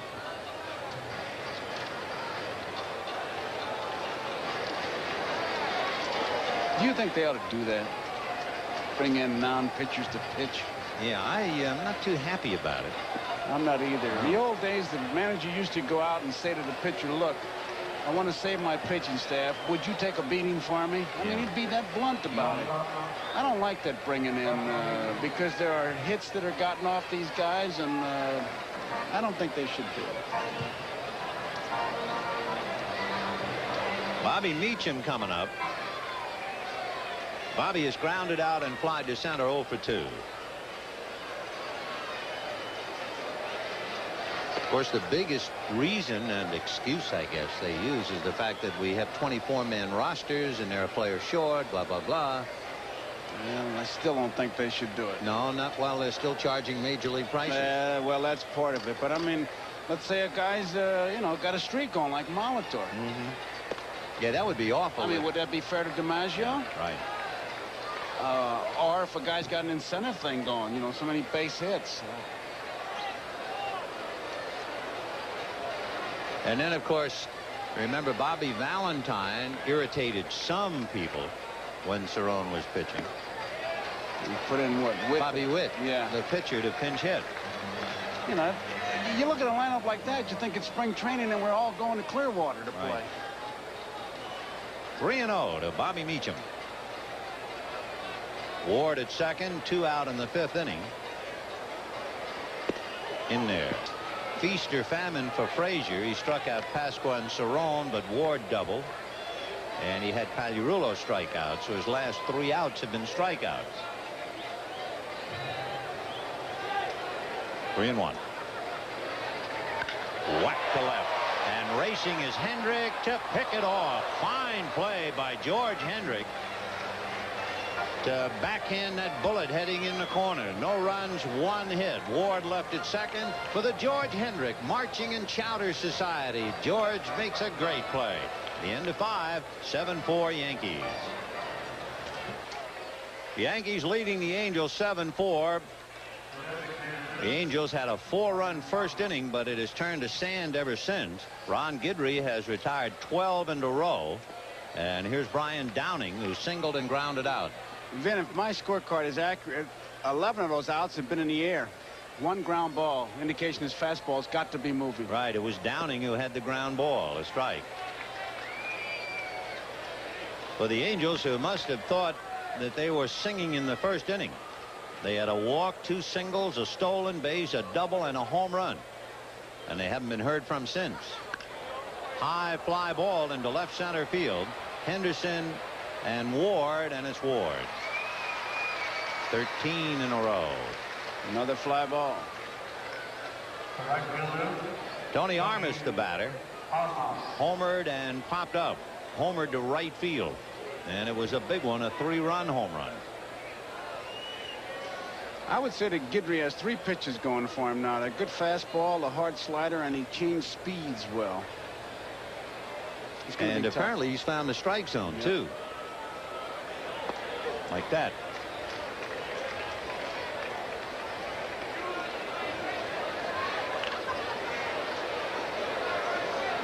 No balls and 1 strike. You know, another thing about the Angels, we were talking before about how the defense has really turned around. It was so good last year, and it is poor this year. Gene Mauch looks at a couple of 3 pitchers on his team from this year and last year, and there's a huge difference. Line foul. Discount Mike Witt. He's the ace of the staff. Sutton, Candelaria, and McCaskill at this time last year for Gene Mauch had won 42 games. In 1987, Sutton, Candelaria, and McCaskill on this date have won 20. That's a big fall off. Candelaria, by the way, goes tomorrow against Tommy John. 0-2. Now, there were reasons for that, of course.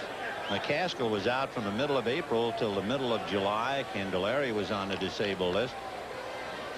And any way you cut it, there's a difference of 22 victories. Foul back out of play. Boy, I tell you, you watch Guidry, he's just a different pitcher entirely. When a man just gives you 1 pitch, it's tough to work a ball game as a catcher. Gives you 2 pitches, it makes it easy. If he gives you 3 pitches to work with, all you have to do is remember the fingers you put down. I was thinking, too, if we had the soundtrack of the first inning, There were wolves baying at Yankee Stadium. And Piniella just stood quietly and chewed his gum. And now Guidry is chewing the Angels. That's 14 in a row. Rick Cerone doing a fine job behind the plate, and he made the defensive play of the day, and it was on George Hendrick. He still got the mask right there, Vin. Just got rid of it. Now watch him find the wall right there. He did. He knows exactly where he is and snatches it with that overgrown pair of pliers. Great play by Rick Cerone, the defensive play of the day. 14 in a row retired by Ron Guidry. Hendrick has fouled out to Cerone twice. And a busted bat, little pop fly to Don Mattingly in foul ground. 15 in a row. Louisiana Lightning, and the Lightning is in the air, and that's where the ball's been hit. And at the end of 5.5 innings, 7-4 Yankees. You don't have to pack your bags, but we're going to Rome immediately after baseball, the World Championships of Track and Field. All eyes will be on Carl Lewis. He has to be the big favorite in the long jump. He hadn't lost since 1981. And, of course, he's not only trying for the gold, but he's attempting to break Bob Beeman's record. And, of course, much, much more from Olympic Stadium in Rome, Italy, coming up next.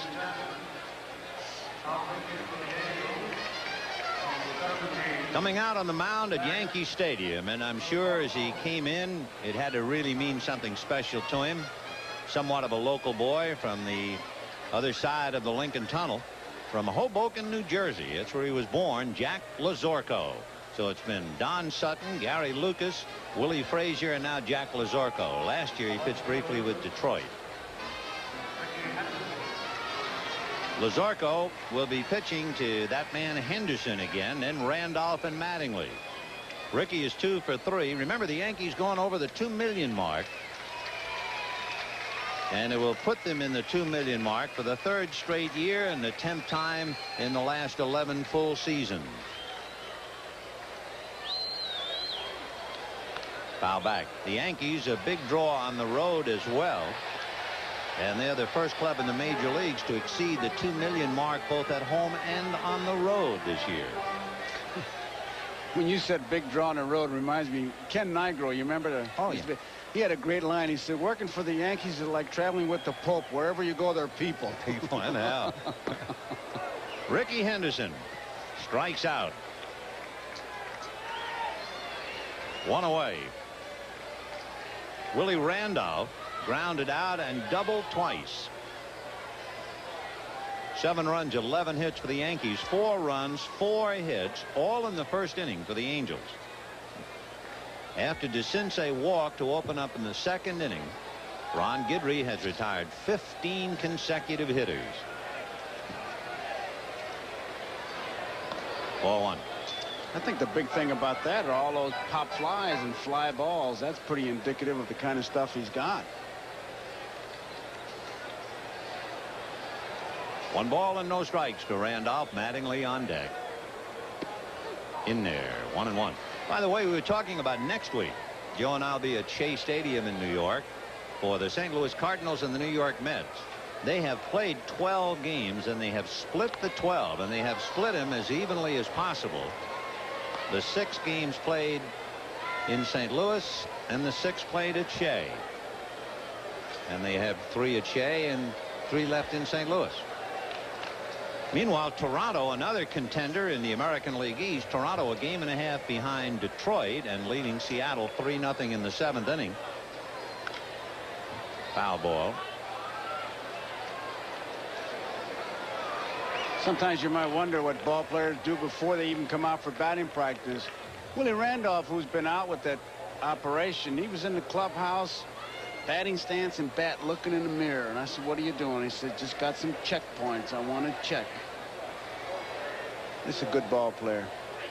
1-2. And down he goes. So it really means we've had 5 strikeouts in the last 2 innings as far as the Yankee hitters are concerned. The only out other than a strikeout was the line drive by Meacham. Here comes the test, though. Strike this guy out. Yeah, now you got a story. Don Mattingly. We mentioned about Toronto winning. If you're wondering, Detroit is at Texas. Tanana against Harris tonight. The Tigers have won 4 straight and 8 out of 10. Drive to center. Devon White will put that in the ball bag, and that's that. A 1-2-3 inning. First time the Yankees have been retired in order today, and at the end of 6, 7-4 New York. We'll be back after these messages from your local station. What Don Mattingly feels about it. Let the pitchers load up. We'll load up the bats. We'll go from there. But of course, I couldn't agree with him less. Yeah, but a guy like Mattingly, he's going to hit 260 if he used a pencil. And it's tongue-in-cheek. Sure. Ball 1, 1-0. You think the games are long now? Johnny Ray, single to left in the first inning, lost a hit on a fine catch by Gary Ward. 1 ball and 1 strike to count. Ron Guidry has retired 15 consecutive batters, and during that span, only 1 out recorded on a ground ball. That was Downing in the 3rd inning. Everything else either a pop fly or a fly ball to the outfield. For Guidry, however, as well as he is pitching, he has only completed 2 games in 16 previous starts. So they back him up with Tim Stoddard. And there's a drive into left center. Great catch by Ward. Johnny Ray's got to be talking to himself. Johnny Ray could easily be 3 for 3. It's the second time Gary's taken it away. He had a good jump on that ball, reaches as far as he can, and you can see how they wear that glove now. It's a big glove. Remember in St. Louis, it was almost like a cesta hanging on the right fielder's hand. Look at this one, how he reaches out. That webbing, that's made a big difference. One out. So Gary Ward makes his second, well, 3rd fine play, twice on Ray and once on Schofield. And here's Devon White, who has hit into a double play and popped out. In talking now about the fact that Guidry has retired 16 consecutive batters, what is really interesting, he does not have a strikeout. Now, we're talking about a fellow who struck out 14 in July, who 9 years ago struck out 18, but not a strikeout. High fly ball into deep left center field. Henderson and Ward, and it's caught by Ward. Wow, that's 4 plays he's turned in out there. He took another extra base hit away. He went a long way for that one. He needs a breather. He's still going. He finds that wall. That's the important thing. He knows he's close. He makes the grab. And Lou Piniella said, wait a minute, talking about needing a breather. You've been saved back-to-back by Ward. You've been saved 4 times in the last 3 2/3 innings by Gary Ward.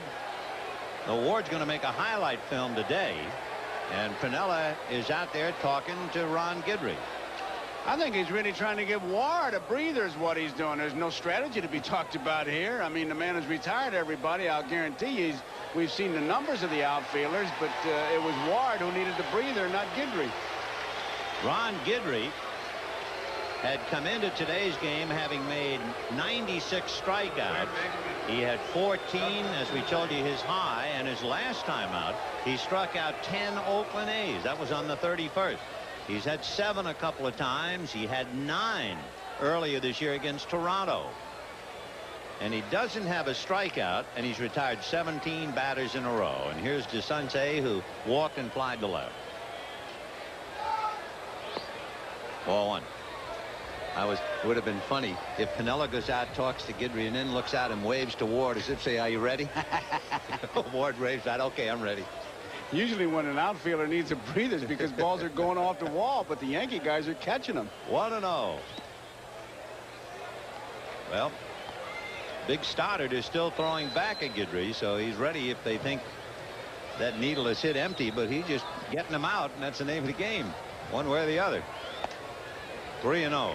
I don't know if it's just me, but talking to Piniella before the game, Ben, I think he's a better manager now, having gone through that losing streak, because I think he learned about himself. I think he learned about his ball club, because there are guys when the ball club is losing, you find out about them. When you're winning, you accept everything. And you know, that phone call was really the beginning of the terrible time for Piniella and the Yankees when they hit the skids. August the 3rd, they began 6 of 7 road series. August 4th was the phone call, and they have just snapped out of it, having lost 14 of 21. And that's it. So Piniella has decided, okay, you're all right as long as Ward is healthy, but once you start walking people, and when he walked to Sensei, he was done. Stoddard will be coming in. To use your expression, Vin, I think Ward's needle was on empty. Yeah. So Piniella makes his way to the mound. Tim Stoddard coming in, and Louisiana Lightning. After having been hit by lightning in the first inning, he came back and gets a standing ovation. Remember his record in September. If he wins today, his lifetime record in September, 34 wins and only 14 losses. He will be a tremendous help down to the wire in the pursuit of Detroit and Toronto. So Guidry went 6 2/3 innings, allowed 4 runs all in the first inning, and now he's gone in favor of Tim Stoddard. 7-4 Yankees. We'll be back. There are a lot of descriptive phrases and sentences associated with baseball, and here comes a dandy. When Gary Ward run down all those fly balls and on the warning track, it brought to mind to both Vin and me, Ellis Clary, one of the great, well, he's just one of the funniest guys I've ever been around. I know you agree with that. Yeah, and how? He said he scouted the pitchers so bad, and I guess Guidry for a while fall in that category. He said the pitcher was so bad that after the inning, they had to drag the warning track. Gary Ward has been all over the place. He's made 4 dazzling catches, and now Stoddard is in there. Ball 1. The Yankee bullpen has been a tower of strength. When the Yankees are leading after 6 innings, you know what their record is? 57-3. And this has been the big tower of strength, this guy. You betcha. In fact, the last 3 weeks, the bullpen's been magnificent. Earned run average less than 3. So with Righetti and Stoddard, of course, we must also mention Stoddard last time out. They accused him of scuffing the ball. First they accused Tommy John, and then Stoddard came in and they got all over him. Why would a big guy like that scuff anything? 2-0. And that's popped in the air behind the plate, and Cerrone under it. Well, that will do it as Bob Boone fouls out to Rick Cerrone. It's 7-4 Yankees, and now here's another edition of the 7th inning stretch. You just saw Don Mattingly walk over there to congratulate Ward. Nice catch. When you talk about captains and leadership and that intangible, that's what it's all about. I mean, they may be big leaguers and you hear big money and all that, but when you make the good play, you like to hear it from your teammates. Gee, and he's made some great catches on Johnny Ray in the 4th inning, Dick Schofield in the 5th inning, Johnny Ray again in the 7th inning, and Devon White in the 7th. 4 sparkling catches by Gary Ward in center field.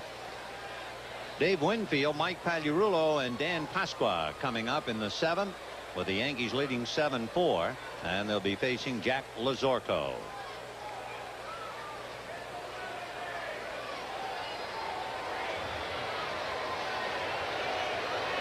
Winfield just trying to loosen up. He must have tightened up between innings or something. I mean, here it is, the bottom of the 7th inning. Well, hey, they call him the stretch limo, so. Yeah, right.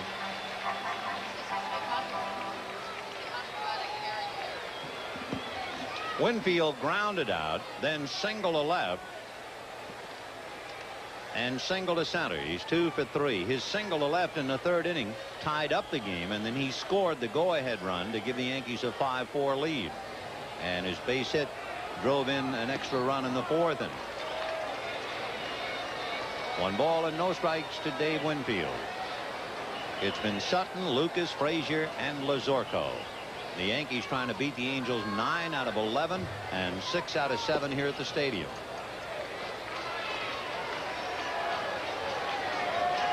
You know, maybe it's just me, but the way Boone caught that last pitch, I think it's almost impossible to catch a ball like that with the glove going down. Yeah, it seems contrary to the law of nature. Drive to left field, and Hendrick, sunglasses down at the wall. Casual George, like a walk in the park. You know, that's why, and I don't blame him at times. They say when he hits a ground ball, he's not running. That's George. I mean, that's the way he is. I mean, that's the way he plays. Judge him on the results. Now, he's not really going all out, bouncing into the wall, but he catches it. And now he hits the wall. He kind of made it look easy, and that was a very difficult play. He's something. He really is. Yeah, George Hendrick. So one away on a nice play by George. And here's Mike Pagliarulo, a strike, 0-1. Well, he's got a big glove out there, too.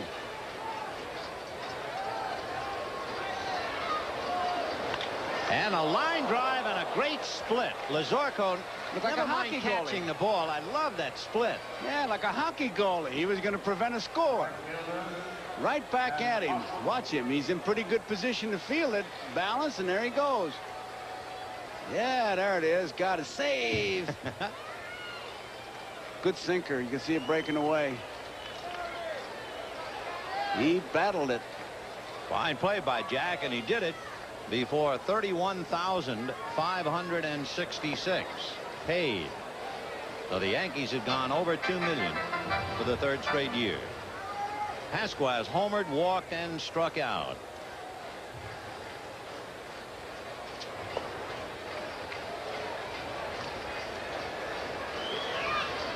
Two and 0 the count.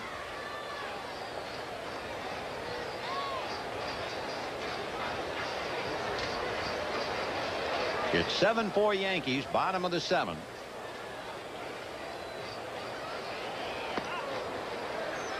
You know, what are some of the greatest teams you've ever heard about? Certainly, you have always heard, when they talk about great teams, they always talk about the 1927 Yankees, right? I mean, that's one of the all-time great teams. There's a roller to the right side, Johnny Ray. Okay, do you know what the 1927 Yankees drew? This year's Yankees, well over $2 million. The 27 Yankees drew 1,100,000, and that was a banner crowd. They didn't see George Hendrick. With football just around the corner, a reminder, don't forget NFL Live, Sundays at 12:30 Eastern.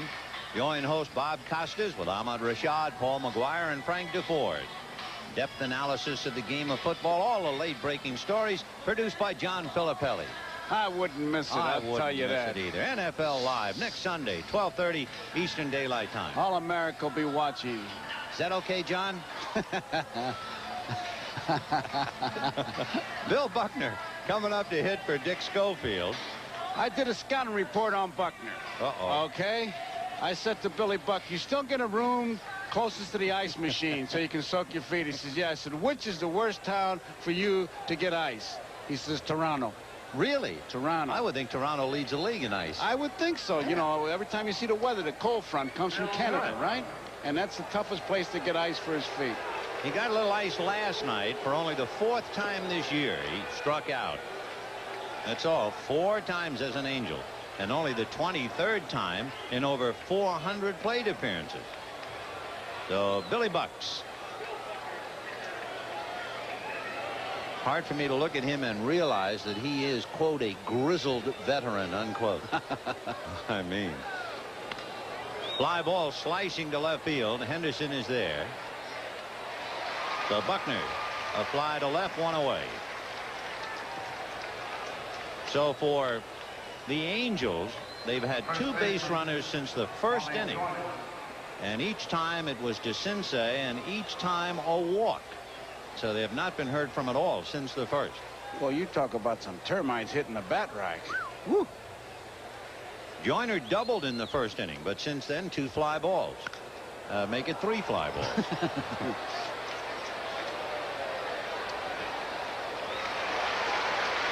Two down in the 8th inning. Of course, the Angels came into this game with the lowest batting average, team batting average, in the American League. They had a team batting average at 250.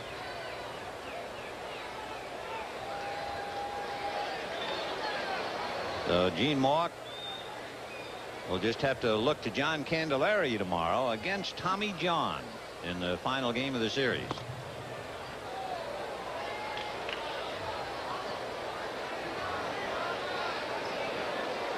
Brian Downing singled to right altogether in the 1st inning, and then grounded out and flied out. Boy, if you missed the 1st inning, you wouldn't know the Angels were playing. That's right.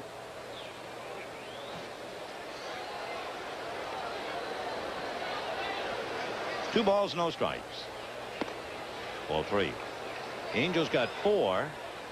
Then 17 consecutive hitters were retired in order. DeCinces walked, and they lifted Guidry, and Stoddard is trying to finish up for him. 3-1 to Brian Downing.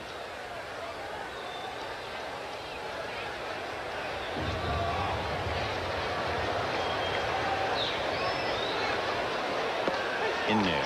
3-2.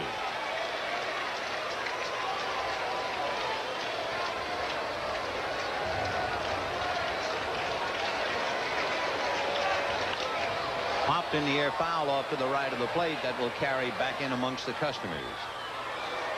3-2 the count to Brian Downing.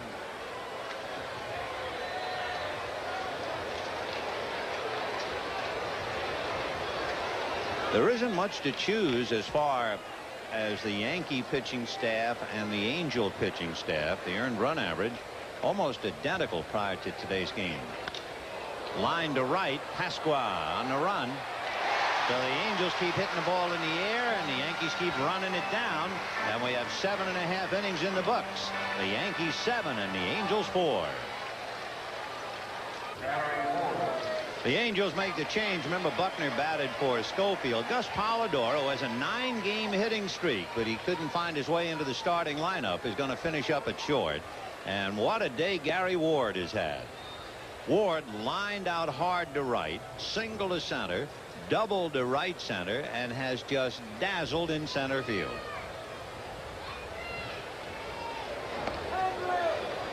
Two balls and no strikes to Gary. He singled in Winfield to break the 4-4 tie in the third inning. And the Yankees have not been headed ever since. Fouled away. It was 4-0 Angels, then 4-2, and then the Yankees took over 5-4, 7-4, and that's where we are here in the 8th. To look ahead, if you're not keeping score, the Angels in the 9th have Tony Armas, George Hendrick, and Johnny Ray. If anybody gets on, Devon White.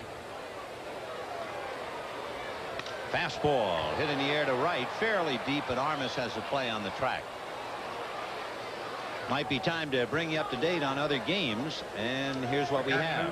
Toronto trying to put heat. Remember, they begin the day a game and a half behind Detroit, while they're leading Seattle 3-0 in the 8th. Cleveland pounding the Red Sox 11-2 in the 7th. Wait a minute, is that right? We had that upside down earlier. We had the Cubs winning. Did we correct it? Okay, fine. So Cincinnati is leading Chicago 7-2, and there's a looper to Johnny Ray. So the Reds are winning handily, and we have 2 out in the 8th inning. The Reds 5 behind the Giants. The Giants are at home today against the Phillies. Shane Rawley and Dave Gravecki. Bobby Meacham has grounded out, flied out, and lined out. 0 for 3.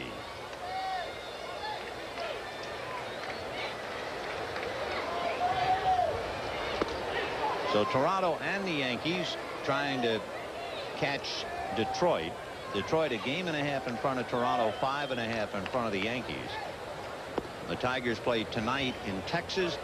They've won 4 straight and 8 out of 10. Boy, how about Doyle Alexander? Comes over there and he's 4-0. Well, I think it was Hank Peters. Baltimore said, hey, what he does in September is just amazing. It sure is. Breaking ball on a good one, 1-2. And Walt Terrell is something like 11-2, if I remember, at Tiger Stadium. 1 ball, 2 strikes. Fastball, a comebacker to Lazorco, and that will take care of Bobby Meacham and the Yankees. And the last 11 in a row, Yankees have gone down. However, at the end of 8, it's 7-4 New York. 9th inning, 7-4 in favor of the Yankees. And Henry Cotto, who has to be some kind of center fielder, takes over for Gary Ward, and Ward moves over to left. All right, Henry, show me a miracle. Yeah, I don't know what he can do to top Ward, Zach. No way. And Gary Ward moves to left, and Ricky Henderson comes out, and there's a fly ball that's not deep enough for Cotto. So Meacham, it's deep enough for Ward. Ward is going to catch the infield flies. Yeah, Gary's on a roll. He's decided to handle everything. If it's up there, let the sure man have it. So 1 out in the 9th. Meacham has the play, but he hears a thundering herd behind him. He gets out there in a hurry. You believe all these pop flies and fly balls? That's right. The ground ball was Downing in the 3rd inning. That's the only ground ball hit by the Angels since the 1st inning. Jack Howell loosening up. He's going to bat for George Hendry.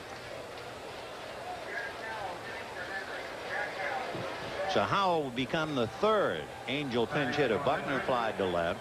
Jones flied to left. And now here's Jack Howell.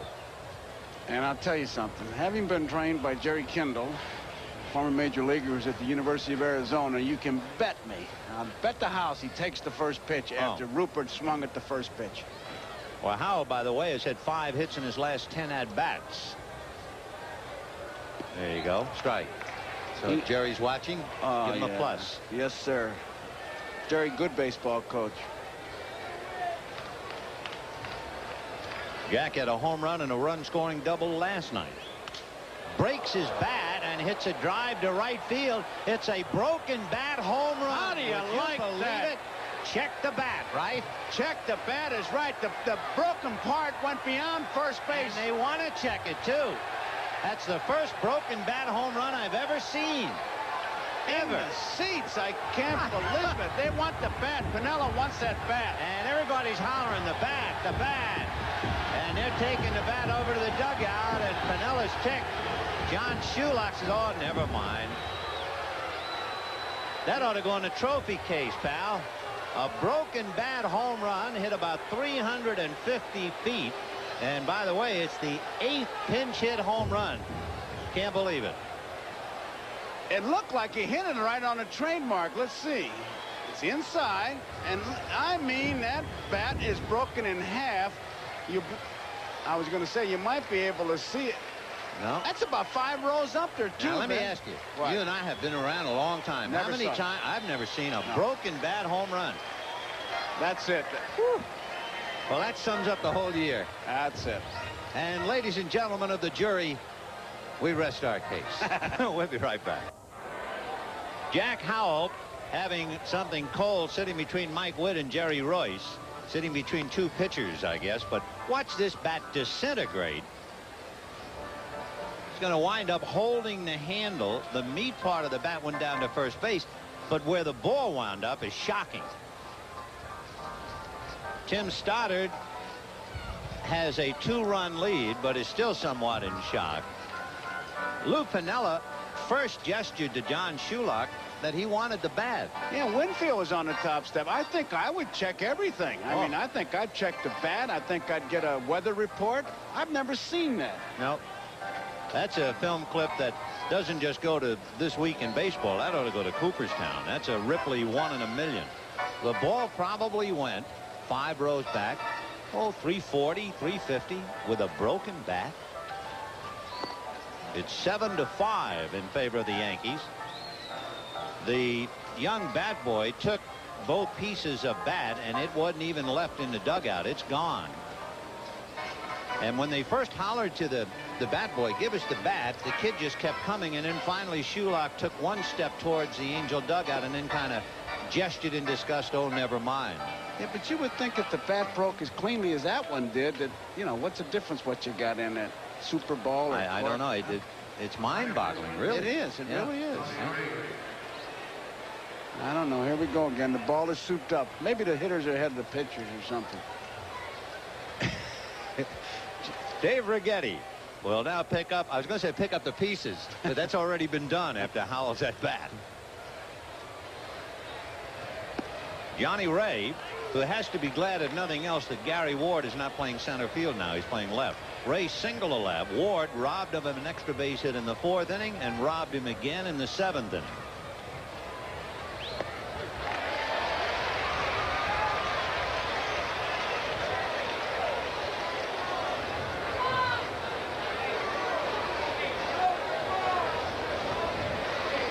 One ball and 1 strike to count. A slow chopper to shortstop, Bobby Meacham. And the Angels are down to their last out. Friends, the Major League Baseball game of the week has been brought to you by Miller Genuine Draft, cold-filtered draft beer. It's as real as it gets. by the heartbeat of America, today's Chevy trucks. By the Prudential, offering a full range of insurance and other financial services. And by Mr. Goodwrench. No one knows your GM car better than Mr. Goodwrench. No one. Tell you what, if you've been here for the 9th inning, you got one for the books. If you were watching, you saw a broken bat home run. And you just saw the first ground ball since the 3rd inning. That kind of game, Halloween. 7-5 Yankees in the 9th. 1-1 to count to Devon White. Hit into a double play, popped up and was robbed by Ward. You know, I still think about that. I've seen fly balls where outfielders have come in and caught them, and I thought, gee, that went a long way. Yeah, right. There's a broken bat, but it's a ground ball, and Meacham might have been distracted by the broken bat, and Devon White is aboard. Look at him. He's still got a piece of the bat in his hand. Now we know why the Angels had 17 hitters in a row retired. Their bats have come apart. The termites got him. I'm telling you, we alluded to that. Look at that. I mean, they're breaking them in half. Oh, they want the piece.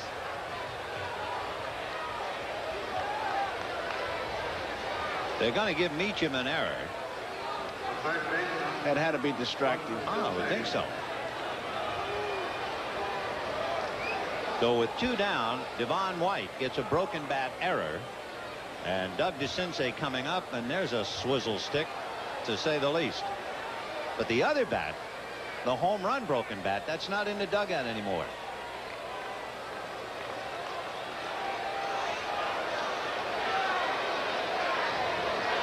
Doug DeCinces walked twice and flied to left. You think they'd let us have that bat? No. I don't either. Fastball, a strike, 0-1. You can see Doug at least agreeing and said good pitch. Yeah, Righetti with a little heat on the outside corner. However, DeCinces, who can hit the ball out, represents the tying run. It's 7-5 Yankees in the 9th. Righetti, just to conclude the thought, because you might very well have it, has allowed 8 home runs this year. Doug DeCinces, as he stands at the plate, has hit 16.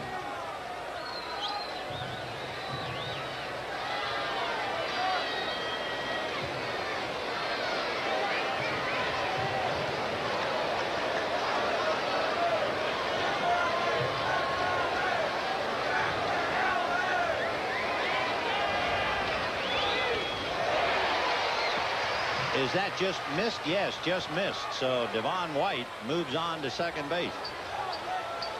John Shulak turning to indicate no foul. We'll take another look at it. It looked like it was out of the strike zone, and he let up on that pitch. It's not as good fastball, and it just kind of handcuffed Cerrone. You can see he closed that glove and hit right on the heel. So it's a pass ball charged to Cerrone. White at second, 2 out, 1-2 the count.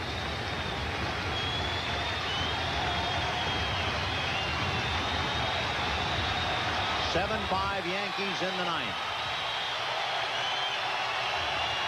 Crowd on its feet now as Righetti prepares to pitch to DeCinces, who is maybe distracted by the noise. And they boo him because he backed out. 1-2.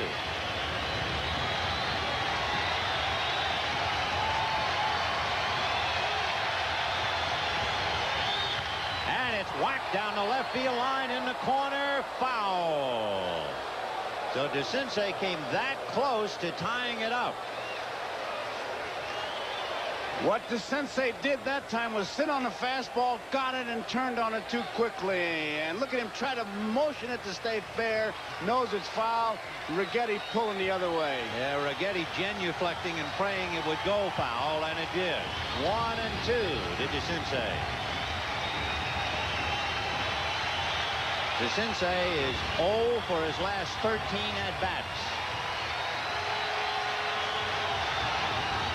2-2. Boy, that fastball really sailed. And Cerrone going out to talk to Righetti. I can well understand it. Boy, did that thing jump.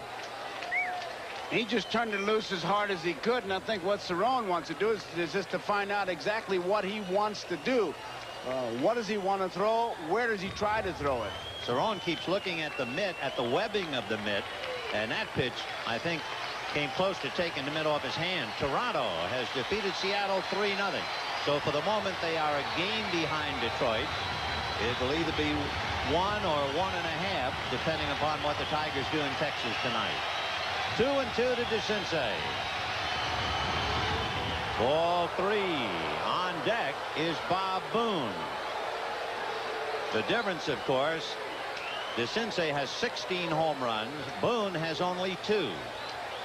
Well, I'll tell you right now, it'd be fastball the outside part of the plate. He wouldn't get a ball he can hit in the seats. 7-5 Cincinnati in the 8th.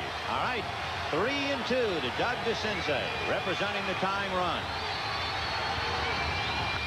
Ground ball wide to third. Great stop by Pags. The throw, however, is a wild throw. The run scores. DeCinces will hold at first. So Pagliarulo makes a brilliant stop, and it's a base hit since there was no further advancement by DeCinces. Pagliarulo comes up throwing. It really turns him around is what it does, and he's going to try to make one of those 1 in a million kind of throws and just kind of submarines it.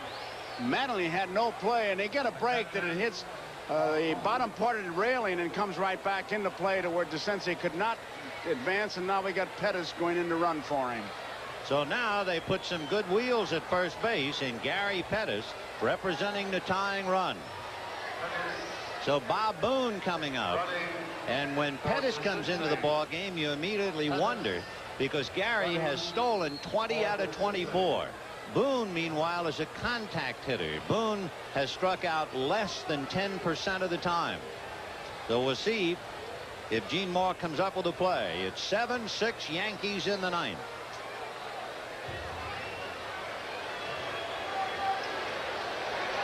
So we told you about how strong the Yankee bullpen has been. The Angels have not been a comeback team, and they're trying to do it now. On a broken bat home run, a broken bat error, a pass ball, and a single. What an inning. So here's Boone, 0 for 2. Boone sacrificed in the 2nd inning, fly to center and fouled out, and Piniella saw his team down 4-0 and come from behind. He doesn't want it to have to happen to him. 0-1 to Boone.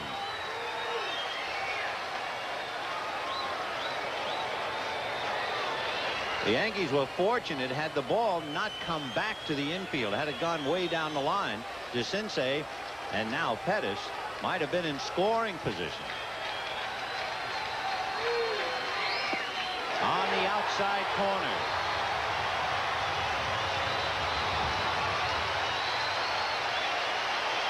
Now is when Cerrone has to be alive, because with 2 strikes, Pettis may be trying something to get in scoring position, but with 2 outs, you're almost handcuffed.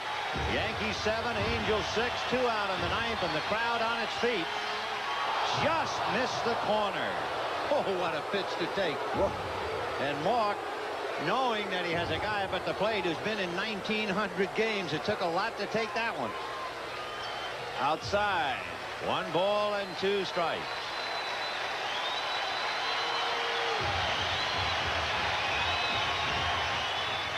Gary Pettis running for DeCinces, representing the tying run.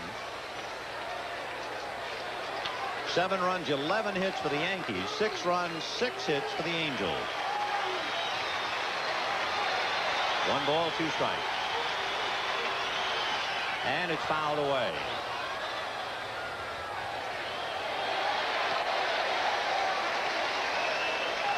Dave Righetti trying to save this one. Righetti with 25 saves this year.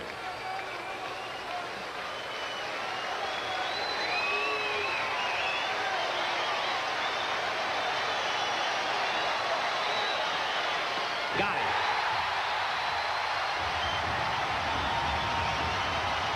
For the Angels, they came up a buck short. 2 runs, 2 hits, 1 error. The tying run left at first.